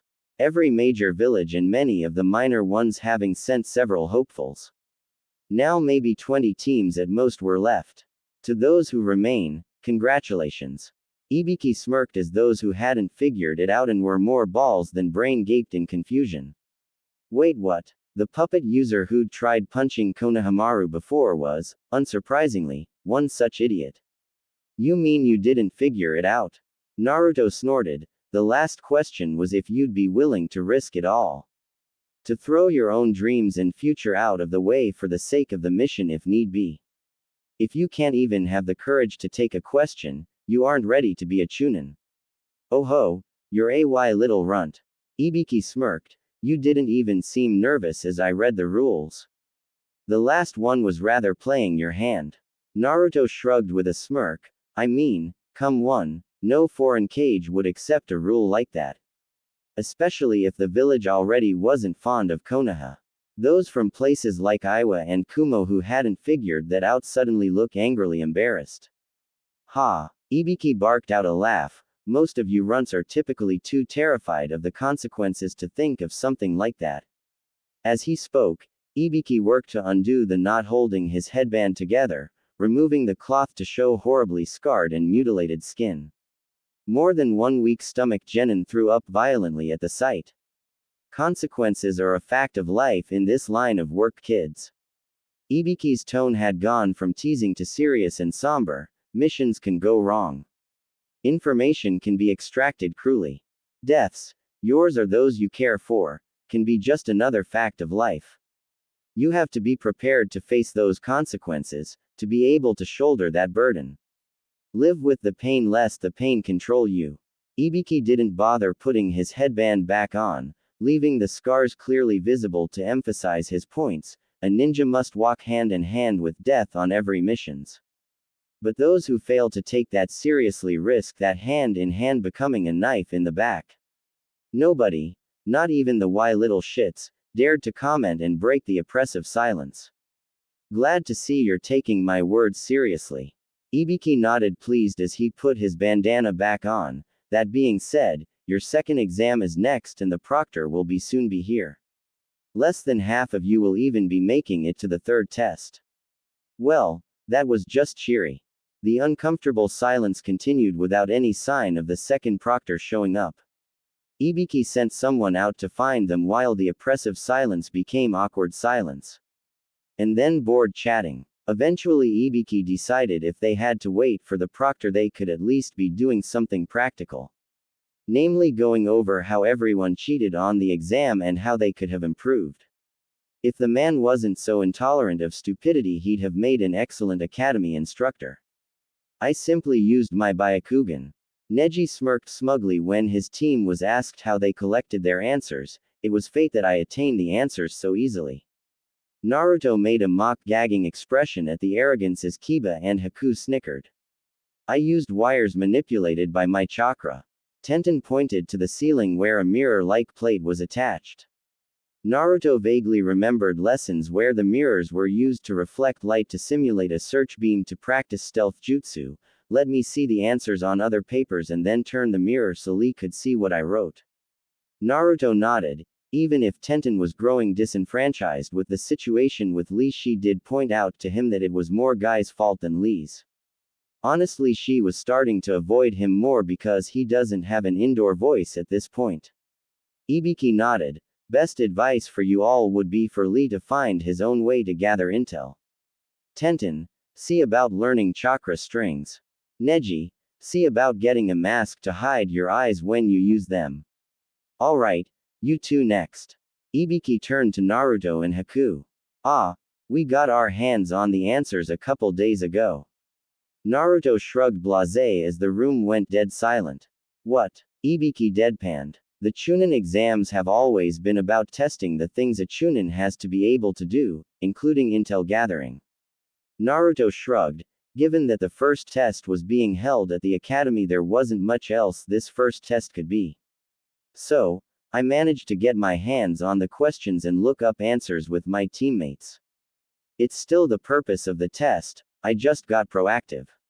As he spoke, he could swear Mosume-sensei was cackling somewhere. Damn it all. Ibiki face-palmed before the door to the classroom opened and a masked Anbu stepped in. Greetings, I am Tenzo. The masked Anbu nodded. The original overseer for the second exam is presently indisposed. I shall be taking his place. The man handed Ibiki a missive with the Hokage's seal as proof, the first proctor reading it with a nod. Very well. Runts, follow him and listen to what he says. My last order for you all. The scarred man smirked. Try not to die. Sarutobi. Yo, old man, you wanted to see me. Kakashi lazily strolled into the office, head still buried in his orange book. Given his lackadaisical attitude and current focus, he was unprepared for the seal that Neko slapped onto the man's back. You were warned, Kakashi. Sarutobi scowled down at the man who'd neglected his duty as proctor for the second exam. I'd hoped you would have been able to overcome this on your own, but it seems that I asked too much of you. What the? Kakashi struggled in the grip of the two Anbu pinning him down, the seal on the cycloptic Jonin preventing him from using any chakra. As of this moment, Kakashi, you are being removed from duty. Until such a time as you are deemed fit and mentally capable, then it shall remain that way. Neko, take him to where we discussed. Right away, Hokage-sama. The Anbu nodded before vanishing with Kakashi via Shunshin. Running a hand through his hair, Naruto sighed, eyes flitting around to observe the other test takers as they waited outside the forest of death. The new proctor, Tenzo, had brought them all here and instructed them to wait while he collected the materials needed for the exam that the prior proctor hadn't collected. Nearby, an older Konoha genin was shuffling and fiddling with cards that clearly had faint seals drawn on them, although they were too small for him to make out from this distance. The hell are those? Sasuke grunted, noting the action as well. Info cards. The genin spoke smugly. My own personal creation. I'm not much of a combat shinobi, but I'm a pretty good medic and am quite skilled at gathering intel. As he spoke, the genin placed a card on the ground, the item spinning before a little puff of smoke manifested, and the blank card now showed a graph of which villages sent how many teams. So, you found out how many teams were competing? Sai tilted his head, expression blank as always. Not just that, I have information on individual test takers too. Both Konoha and the foreign ones. Strength, mission history, you name it. The gray-haired genin grinned as Naruto suddenly found himself suspicious. Bingo book level information was one thing for particularly notorious shinobi, but having that much information and more on even regular shinobi and kunoichi, especially ones from foreign countries. Either the genin was lying and trying to use false information to hinder his opponents, something he doubted, as all it would take is one or two people to disprove his information if overheard, and the genin was only offering to Konoha applicants. The other option was that this applicant was a potential spy, or traitor. There might have been a third option where he got the information somehow, but that didn't seem all that likely. Come on, don't you want details about the swordsman from Mist? The silver-haired teenager was shuffling his cards, that redhead from Sand. Maybe those from Iowa. There's even a team from a new village called Sound, but they only managed to scrape together the 3 genins, so I doubt it's that impressive. Naruto was paying more attention to the eavesdropping crowd than the potential traitor, Haku having thankfully noticed the same things he did and was on alert. He saw the tensing in the muscles of 2 of the 3 Sound genin as they moved to attack the Konoha applicant who'd insulted them. Unfortunately for those 2, Naruto was faster. Their third team member tried to call out a warning, his one exposed eye widening as Naruto got between the 2, Kubikirihocho out and gleaming. The male attacker found the circular hole at the top of the Kubikirihocho's blade, the sharpened edge digging into his neck while the main edge of the sword was pressed against the throat of the girl. The 2 were still as could be, one wrong move capable of cutting their throats open right then and there. Now, Naruto gave a lazy grin, letting his killing intent ooze out as the 2 paled, their third team member taking a step back, hands raised, trying to attack another applicant outside the actual tests. That's against the rules. Behind him, he could hear most if not all of the Konoha genin getting out weapons or assuming combat stances out of sheer principle. The village prided itself on unity and teamwork. Even if one had issues with their teammates or fellow Konoha shinobi, those issues weren't to be seen by outsiders. The standoff was cut short by the sound of the proctor returning with his assistants. No fighting until the second exam has begun. Tenzo's voice brokered no argument as Naruto resealed his blade in an instant, the 2 Sound genin slumping as they finally let out the breath they'd been holding. The presence of the Anbu, though, kept them from retaliating. Here is how today's exam will go.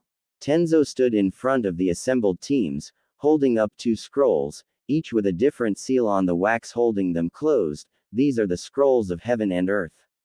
Each team will be taken into the tent. My assistants are setting up where they will be given a scroll. Only one will be given to each team, and if you take a second one through any means before the second exam begins, then you will be disqualified. Naruto wondered if that specification was being put in place because of him and Haku. The purpose of the test is twofold. The first is survival, as you'll need to last until you can achieve the second objective in a hostile environment. You'll have to find food, water, places to rest, all of that on your own. The second objective is that you must make your way to the tower in the center of the forest with both scrolls. If you enter the tower without both a heaven scroll and an earth scroll, you'll be disqualified. And finally, if you open the scrolls before reaching the tower, you will be disqualified. The man's tone was deadly serious, making it clear that he wasn't joking and wouldn't allow anyone to get away with violating those terms. Sharing a glance with Haku, Naruto and his partner quickly entered the tent where they were handed a satchel containing their scroll. Ensured that nobody would be able to see which team had what scroll while waiting to enter the forest. His hand twitched to his pack, resisting for now. He'd do it the moment he was out of sight within the forest though. Sarutobi. Entering the academy, Sarutobi ran a tired hand down his face.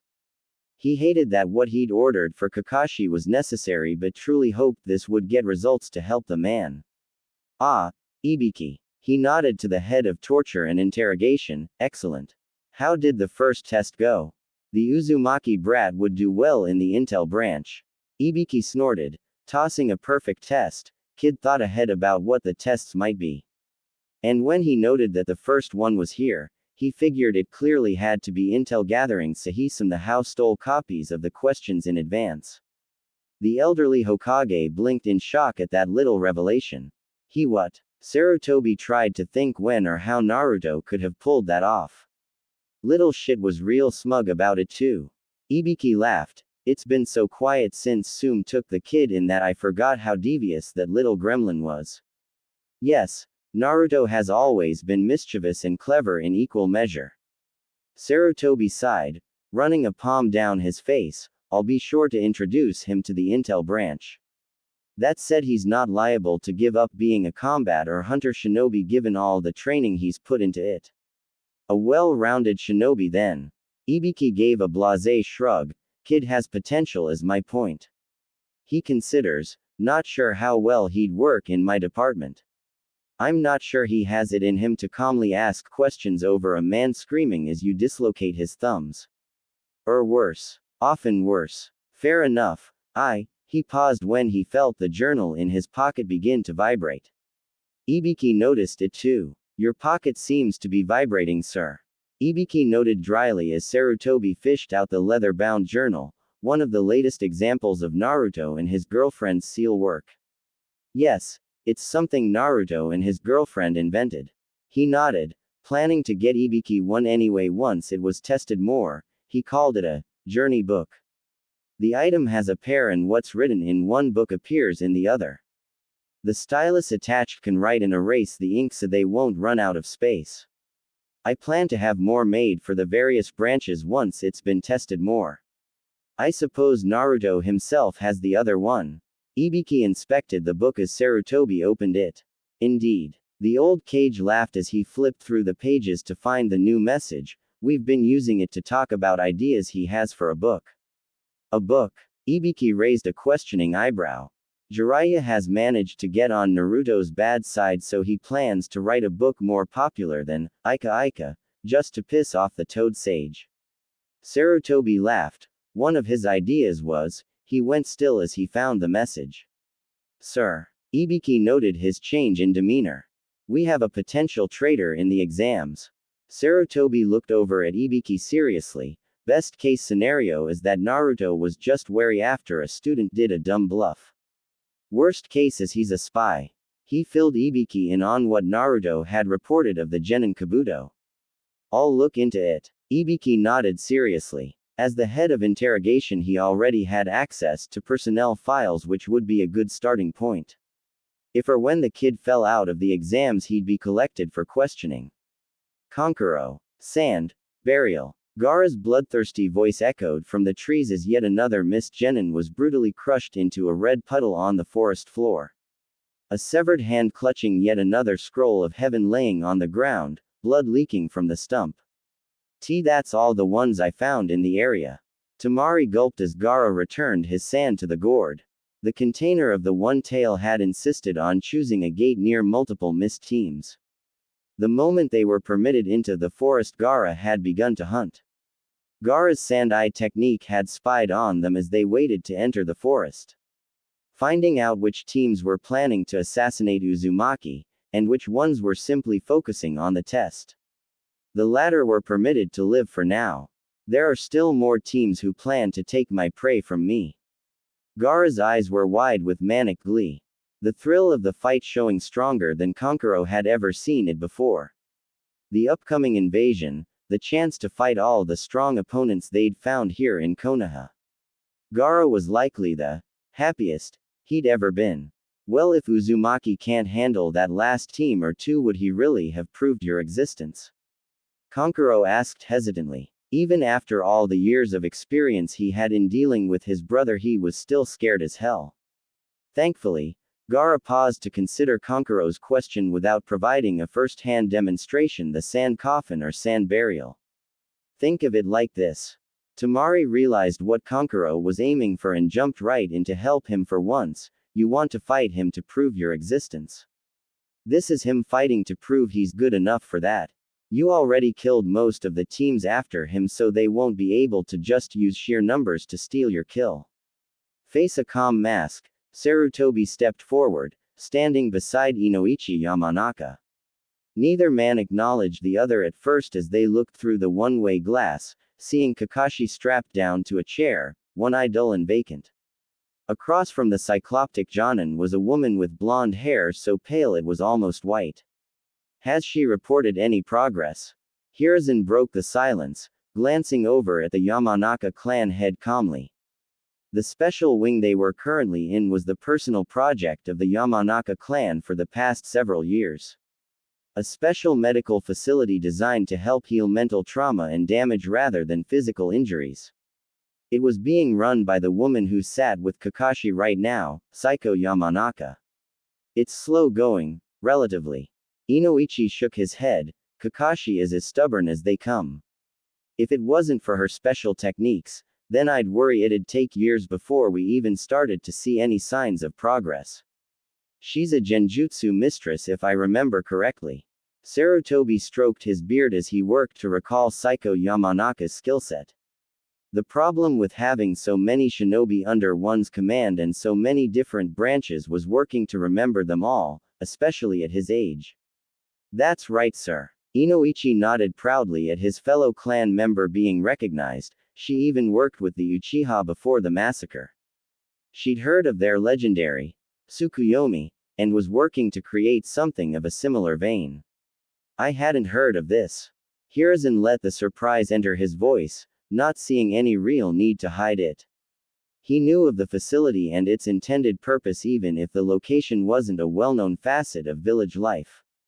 In point of fact, the only ones to regularly use it were the Yamanaka, Akamaiki, and Nara clans, who were all tightly interwoven. Still, he'd been seeing more and more positive results from those who used the facility, which had been why he'd ordered Kakashi's attendance. It's still a work in progress. Inoichi admitted. She can only use it once a day, and if the one she's using it on breaks the genjutsu, then it drains away a great deal of her chakra. But when it does work, then minutes can become days or weeks. She told me she recently managed to expand a minute into a month, even if she hasn't managed a repeat. Meaning every one of her sessions with Kakashi is exponentially longer than it would seem. Sarutobi blinked in surprise before nodding pleased. I must say, Inoichi, I am more than impressed at what I've been seeing. And he wished he'd taken the time to look into funding this facility more earlier. Getting a thought, he straightened. Inoichi, once these Chunin exams are done, I will be stationing Naruto Uzumaki here for a time. He possesses his clan's gift with seals, along with their creativity, shall we say. He will be tasked to create any sort of seals that might further help the facility. Sir, that would be a magnificent help. Inoichi was wide-eyed at the offer. Seal masters were rare, so a facility getting a seal master assigned just to bolster the productivity was a big deal. I am impressed by your work, Inoichi. And I do my best to reward competence. That being said, you might wish to see how well Naruto would do working here as a counselor as well. He resumed, stroking his beard. He managed to win the loyalty of Zabuza Momochi in a relatively short time.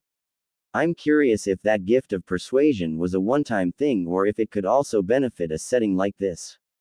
I'm planning to bounce the lad around the different branches, get him a good well-rounded experience. Training him to take the hat from you, sir. Inoichi raised a curious eyebrow but thankfully didn't protest. Now Inoichi, that would be telling. Kiba. Blood roaring in his ears, Kiba surged through the forest. His every step pounded against the dirt, his earth affinity helping push him ever onward, his claws gouging into the trees as he tried to throw himself forward with ever greater speed. Kumo. The bastards had attacked their camp, using some sort of lightning-based flashbang jutsu to blind them, using the heightened senses of Hinata's Byakugan against her. Her scream from the temporary albeit clearly painful, blinding still echoed in his ears. They hadn't even gone for their scroll, just gabbed Hinata and ran off, the heiress to the Hyuga clearly their main target. They just failed to realize how much Kiba relied on his nose and ears when his eyes failed him. While two of them has shunshined away with Hinata, he had lashed out at the one closest, severing their arm at the elbow with his claws, his mom having recently taught him the advanced clan art of reinforcing them with chakra. He hadn't bothered with the now one-armed genin after that, giving chase to those who had fled with Hinata. He didn't have to bother. Shino was still there, and given the screams from the one-armed Kumo genin, Kiba's insect-using teammate was livid. I'm telling you, we need to take her back to Kumo. Hearing the sound of one of the kidnappers, Kiba forced himself to run with much more care. He could hear them, but they weren't Inazaka, they couldn't hear him yet. He wanted it to stay that way. And what? Have that dumb bastard, throw us to Konoha to avoid a war. The second kidnapper scoffed, nah man. If the old Raikage was still in charge, then I'd be all for it. He'd probably promote us to Chunin on the spot for bringing back this bitch. Kiba heard the sound of a kick and Hinata groaning in pain. Kiba's blood boiled as he forced himself to remain focused, moving as swiftly and silently as he could, using his enhanced hearing to find his prey. So, what do you suggest then? Kidnapper number 1 scoffed, sounding like he also added his own kick to Hinata. Let's just have our fun with her while we wait for Jizo to get back. He's probably having fun killing those tree huggers, and this stupid village can't do shit to us for anything we do in the exam. Once we're done, we can just cut her throat and take her eyes. I checked her forehead, she's main branch, so we don't have to worry about a seal destroying the bastard's smug declaration was cut short along with his life as Kiba's claws cut through the bastard's jugular. The would-be rapist's face never lost its smug expression, the bastard having never even had time to realize they were dead as their head fell to the ground and rolled to a stop at their teammate's feet. Said teammate looked in on wide-eyed horror at Kiba as he approached. He could feel blood dripping from his arms, could feel his ragged breath as his feral state fought to overtake him. He refused to let it win. Reigning in his bestial rage, but letting the fury of his killing intent continue to pour out like a tsunami, Kiba approached the last of the Kumo team. Grabbing the bastard's head, he gave a single sharp twist, snapping their neck while they remained too stunned to fight back, falling to the ground limply. He didn't have time waste on a dramatic kill, not when Hinata still needed him. Rushing over to his fallen teammate, Kiba cursed at seeing the state she was in. The back of her head was coated with blood, the two having likely given her a concussion to stop her from fighting back. Along with that, there were more than a few bruises as her eyes fluttered in and out. Damn it! Stay with me, Hinata. Kiba cursed as he retracted his claws. Having his hands fly through the hand seals, he began to use what little healing jutsu he'd picked up from his dad's colleagues and Sasuke. He didn't want to risk moving her when she had a head injury, so he had to heal as much as he could before moving her. Kiba, Hinata groaned, her eyes fluttering open. Hey Hinata. Kiba gave her an admittedly watery smile as he worked to continually force down his still racing adrenaline. Don't worry, the bastards who took you are dead now. They can't hurt you anymore. You saved me. Hinata sounded so surprised that it was painful, but he ignored that. Of course, Hinata. Kiba held her hand tight within his own, his other hand gently working the green healing chakra into Hinata's skull as he managed to at least get her stable enough to be moved. Picking up a suddenly very red Hinata in a princess carry, Kiba quickly worked to make his way back to Shino. To his surprise, the one-armed Kumo genin he'd left to Shino's not-so-tender mercies was still alive, bleeding stump cauterized. There a reason your bugs aren't eating him? Kiba asked, proud of himself for remaining calm even as he held Hinata a little closer. Yes. I interrogated him while you were gone. Shino adjusted his glasses, his voice conveying his own cold fury. It would seem his team and their families are part of a group that followed the prior Raikage. The same one who attempted to kidnap Hinata all those years ago. And hadn't that story been a bitch to hear, their families are even apparently planning a way to replace the current Raikage with one who thinks more like the last one. I overheard one of the other teams in the exams and found out their sensei is the current Raikage's brother. You want to turn this shit stain over to them? Kiba nodded. It wasn't a question, not with how obvious it was. Shino nodded in agreement anyway. Stealing himself, and getting the barest idea of how hard the choices of being a Kage might be if he struggled with this one, Kiba relented. Fine, we won't kill him. Did they have a scroll? Shino waved the captured scroll, thankfully the one they needed. Then let's get to the tower. We can give this prick to the other Kumo team if they're there, or have one of the Jonin at the tower fetch the Raikage's brother. Karen, panting hard, too scared to scream, Karen ran from the giant bear. The blood of her now dead teammates dripped from her, the two idiots having tried fighting the bear when they were clearly outmatched and got quickly devoured. The moment the blood splattered across her face, she turned and ran, not bothering to even try and fight. She couldn't have even if she wanted to, that damned village having never bothered to teach her how. She was kept around just to be a healer, to stand there and let people bite her to drain her chakra till it killed her like it did her mom. She'd only been sent to the exams to keep her teammates healed consistently since they were the kids of some of the richer merchants in Kusa. All that money didn't buy the two enough talent to kill the bear though. Wouldn't save her either. Her eyes widened as a root caught her ankle, sending her crashing to the ground. The scroll of earth went rolling one direction and her glasses another as the blurry ground beneath her darkened from the shadow of the looming bear. Having nothing else she could do, Karen covered her head and screamed, praying that something would save her. Descending lion. A new voice roared out, a loud impact cutting off the bear's snarls as Karen raised her head up in shock. Finding her glasses, she got them back on as her vision cleared, revealing a Konoha genin wearing black armor with a red hooded cloak. A scroll of earth, huh? The genin lowered his hood, revealed a stoic face, same as mine then. Hey, where's your team? Shakily, she raised a hand and pointed at the bloody mouth of the unconscious bear. Wheel shit. The shinobi sighed, leaping down from the unconscious animal. You're out of the exams then. I know. Karen shuddered as the knowledge of what awaited her started to settle in.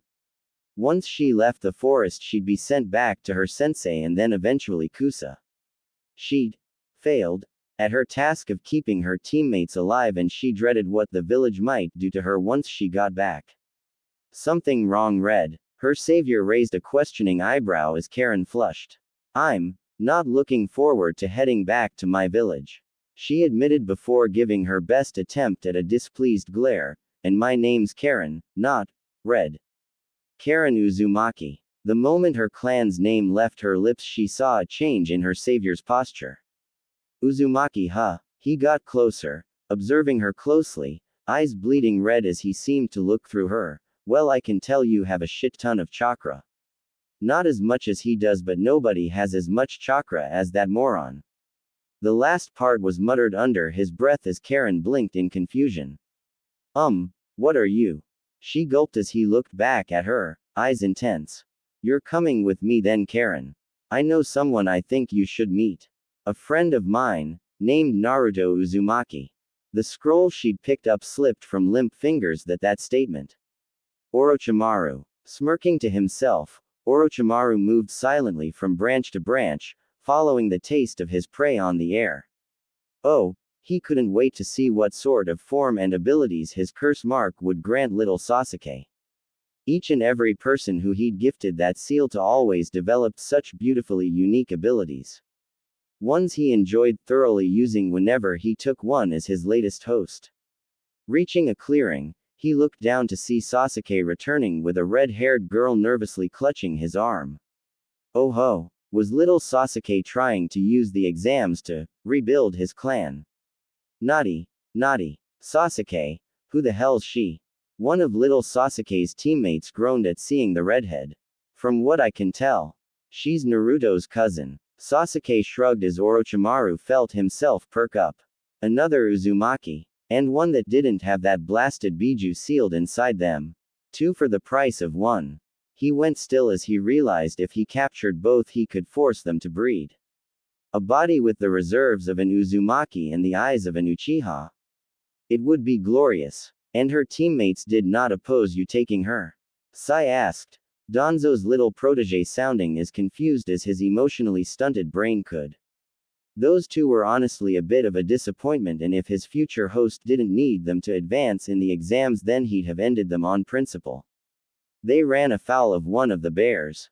Sasuke grunted. From what Karen said, they sound like shit stains. Sasuke instantly had a sword in each hand. Someone's watching us.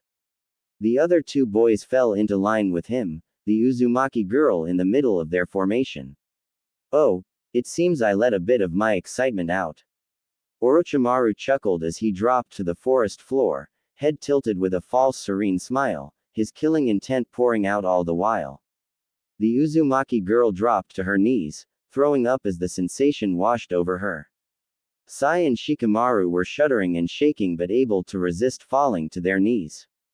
Then there was Sasuke, who smirked coldly, seemingly unfazed by the strength of his killing intent. Meh, I've had worst. Oh ho. Orochimaru grinned eagerly. You're a bold one, Sasuke. Orochimaru, I can respect boldness. Can respect ambition. He stalked forward, still pouring out his killing intent as Sasuke stood his ground, but your power is so sadly lacking. He made sure to sound sympathetic at that. I can help you with that. I can give you the power to kill Itachi. You're no genin. Sasuke narrowed his eyes as Orochimaru smirked, reaching up to grab the skin of his mask, tearing the flesh away to reveal his true face underneath. Oh, what gave me away? He gave a mocking laugh as Sasuke glared. What had his attention though was the recognition in the boy's eyes. Oh, do you know me, little Sasuke? Orochimaru smirked, noting the twitching of Sasuke's hands. He could tell the boy was about to put away his weapons. But to try a jutsu, to surrender, or to join him. A friend of mine made me study most of the heavy hitters in the bingo book. Sasuke admitted, he's never going to shut up about it being a good idea now. The slight smirk on Sasuke's eyes, the barest hint of a flit to something behind Orochimaru, was the only clue of what was about to happen. It was more than enough. Really? Orochimaru scoffed as he caught the fired arrow between two fingers. I'm a Sannin, children. You're not nearly at the level to catch me off. His exasperation was cut off by the jutsu from Sasuke. It wasn't an attack but instead a containment jutsu. Stone walls forming around him, sealing him in a small enclosed space that would be child's play to break out of with his power. Children, you're going to have to do a lot more than. His scolding was interrupted by the loud poof of a summoning seal opening. Naruto. Hearing the loud pained scream filled with fury, Naruto smirked in satisfaction. At his side, Haku was keeping pace along with Sasuke, who was carrying a redhead he vaguely remembered seeing earlier in the exams. Sai was free running while a clone was having to haul Shikamaru. The hell was that? Shikamaru shouted as they ran, having bolted the moment Sasuke put the walls up around Orochimaru. And how did you find us to begin with? Sai asked much more calmly. I'm more than a little sensitive to killing intent. Naruto grunted, readying another arrow as he was sure Orochimaru would be back soon. I came to check the source of it. As for the arrow, he gave a malicious chuckle, glad at having such a deserving target for that arrow's first use. The blonde bastard sealed a half-dozen hives or murder hornets into the arrow. Sasuke snorted, having been told about the arrow along with Kiba in case they ever had to work together and he needed one of them to throw up the jutsu walls to keep the hornets trapped with the target in an enclosed space. You just had to weaponize your damn pranking, didn't you? Shikamaru grumbled, still being hauled around like a sack of potatoes. Getting a rush of new information in his head, Naruto spun around and fired the readied arrow at the charging Orochimaru. The snake sage covered in stings that the bugs had managed to do before he had time to realize they were there and protect himself.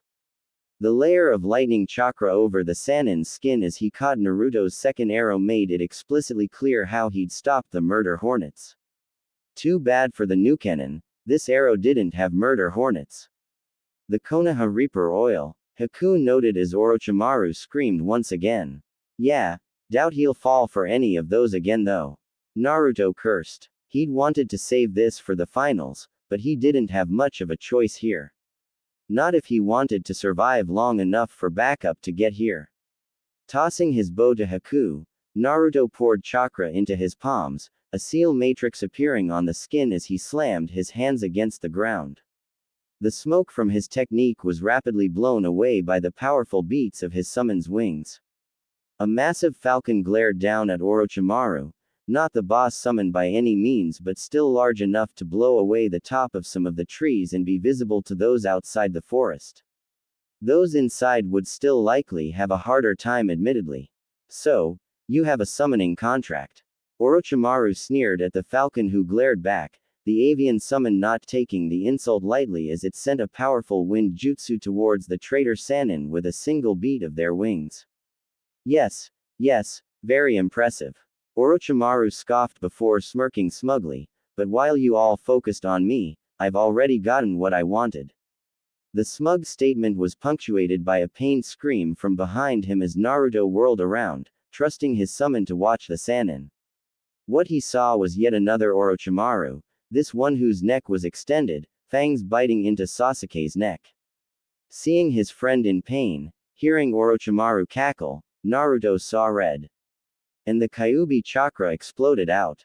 Letting loose a primal roar, Naruto surged forward, Kubikirihocho appearing in his hand as he swung with intent to decapitate the snake. Or attempted to at least, the pale sinewy neck of Orochimaru retracting back at rapid speed. Oh ho! Naughty little boy. Orochimaru smirked as Naruto felt his blood boil, the Kyuubi roaring within his mind, were you trying to give me a little papercut? Naruto let out a bestial roar, feeling the unrelenting hatred of the Kyuubi surging through him much like it had in Wave. The corrosive orange chakra dripped off of him like molten glass, sizzling as it hit the forest floor. Through the fury however, Naruto noted something important. Back in Wave, the bloodlust had been overwhelming to the point he could barely think. It had urged him to kill everything and everyone around him, including those he cared about. It had been unfocused, a universal hatred at all life in the area.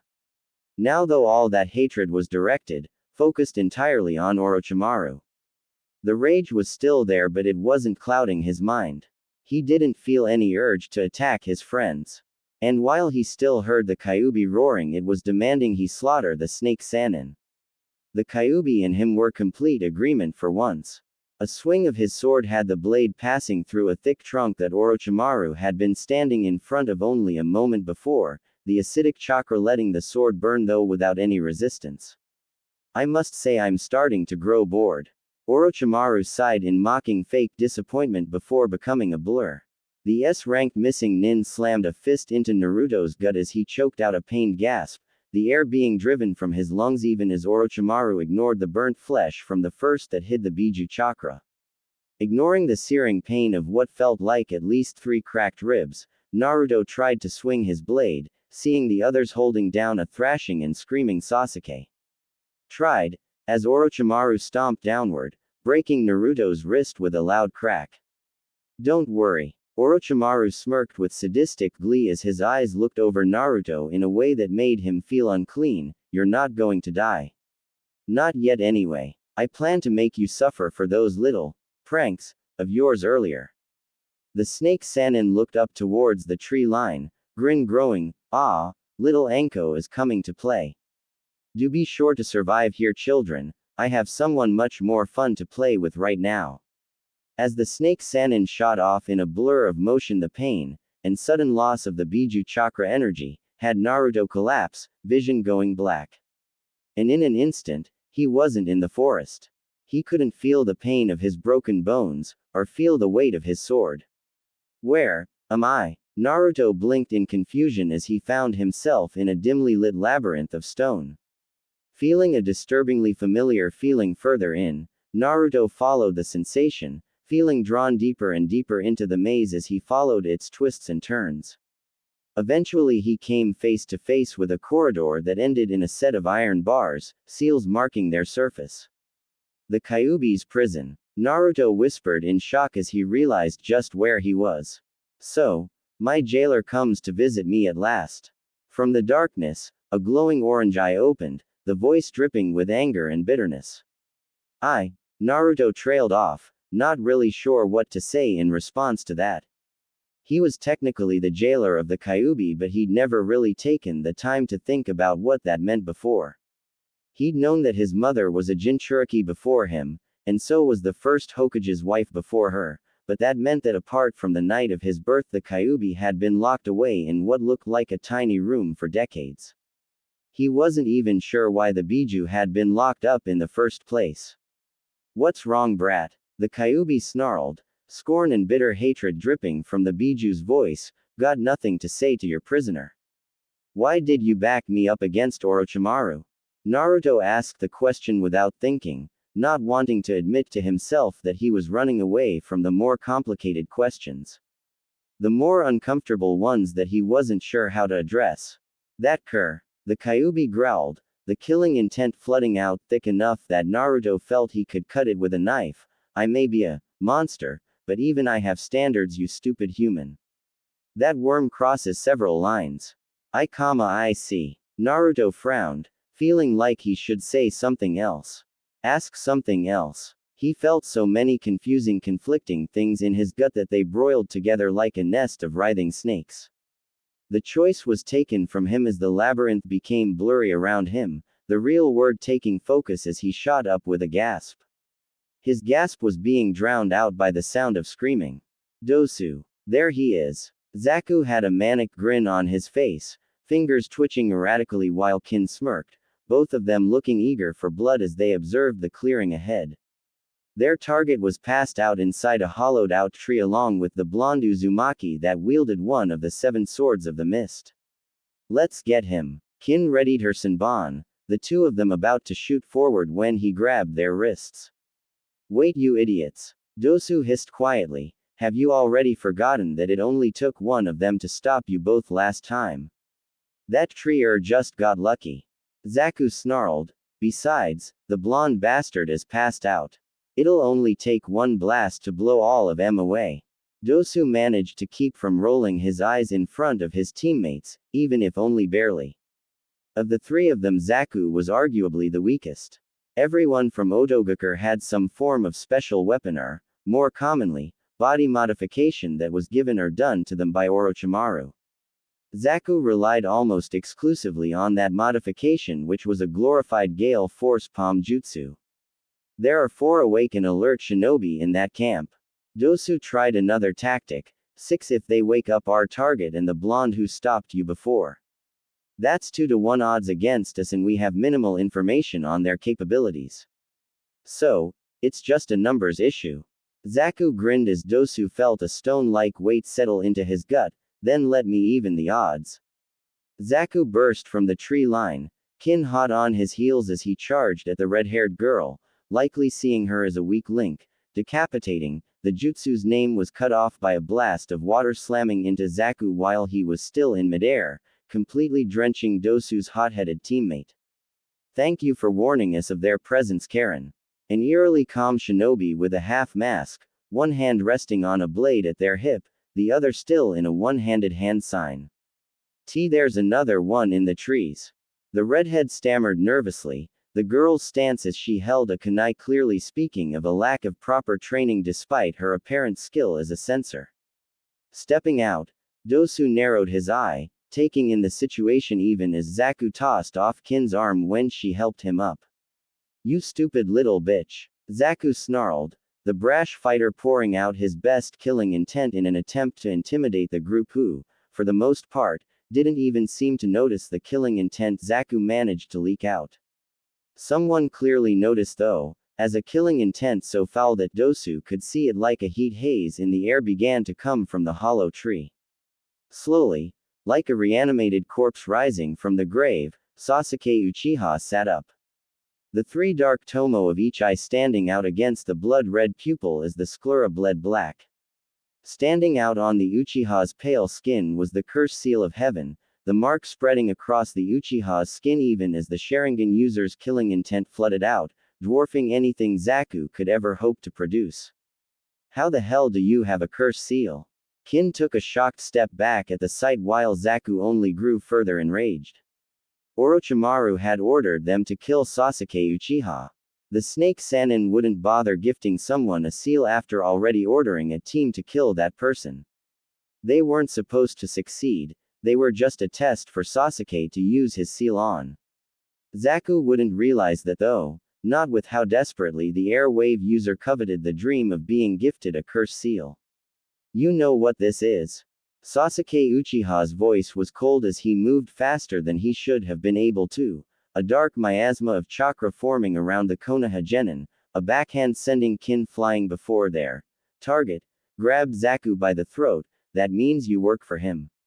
As he spoke, Sasuke Uchiha's hand flared to life with lighting chakra, the still dripping wet Zaku screaming in pain. Zaku. Kin moved to try and save Zaku before he could stop her, a single sword swing shattering her Senbon and their bells. You stay put. The last Uchiha of Konoha snarled, hate dripping from his voice as the curse mark continued to spread. I'll be over there to test this out on you in a moment. That's so. In the midst of Zaku's continued screams and Dosu's frantic attempts to think how he could get the three of them out of this alive, the blonde Uzumaki had woken up. The redhead was helping support him as the blonde scowled at his dark-haired comrade. Since when did Sasuke Ing Uchiha take shortcuts?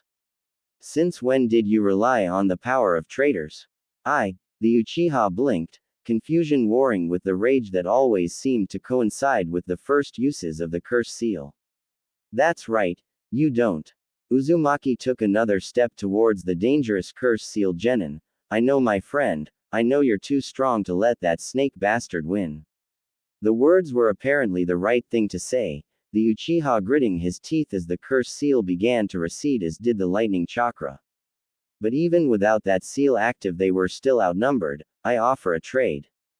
Dosu brought out their scroll. Let us go without any further fight, and you can have our scroll. The hell Dosu? Zaku gasped. The Uchiha having tossed him over to Kin, we can take them.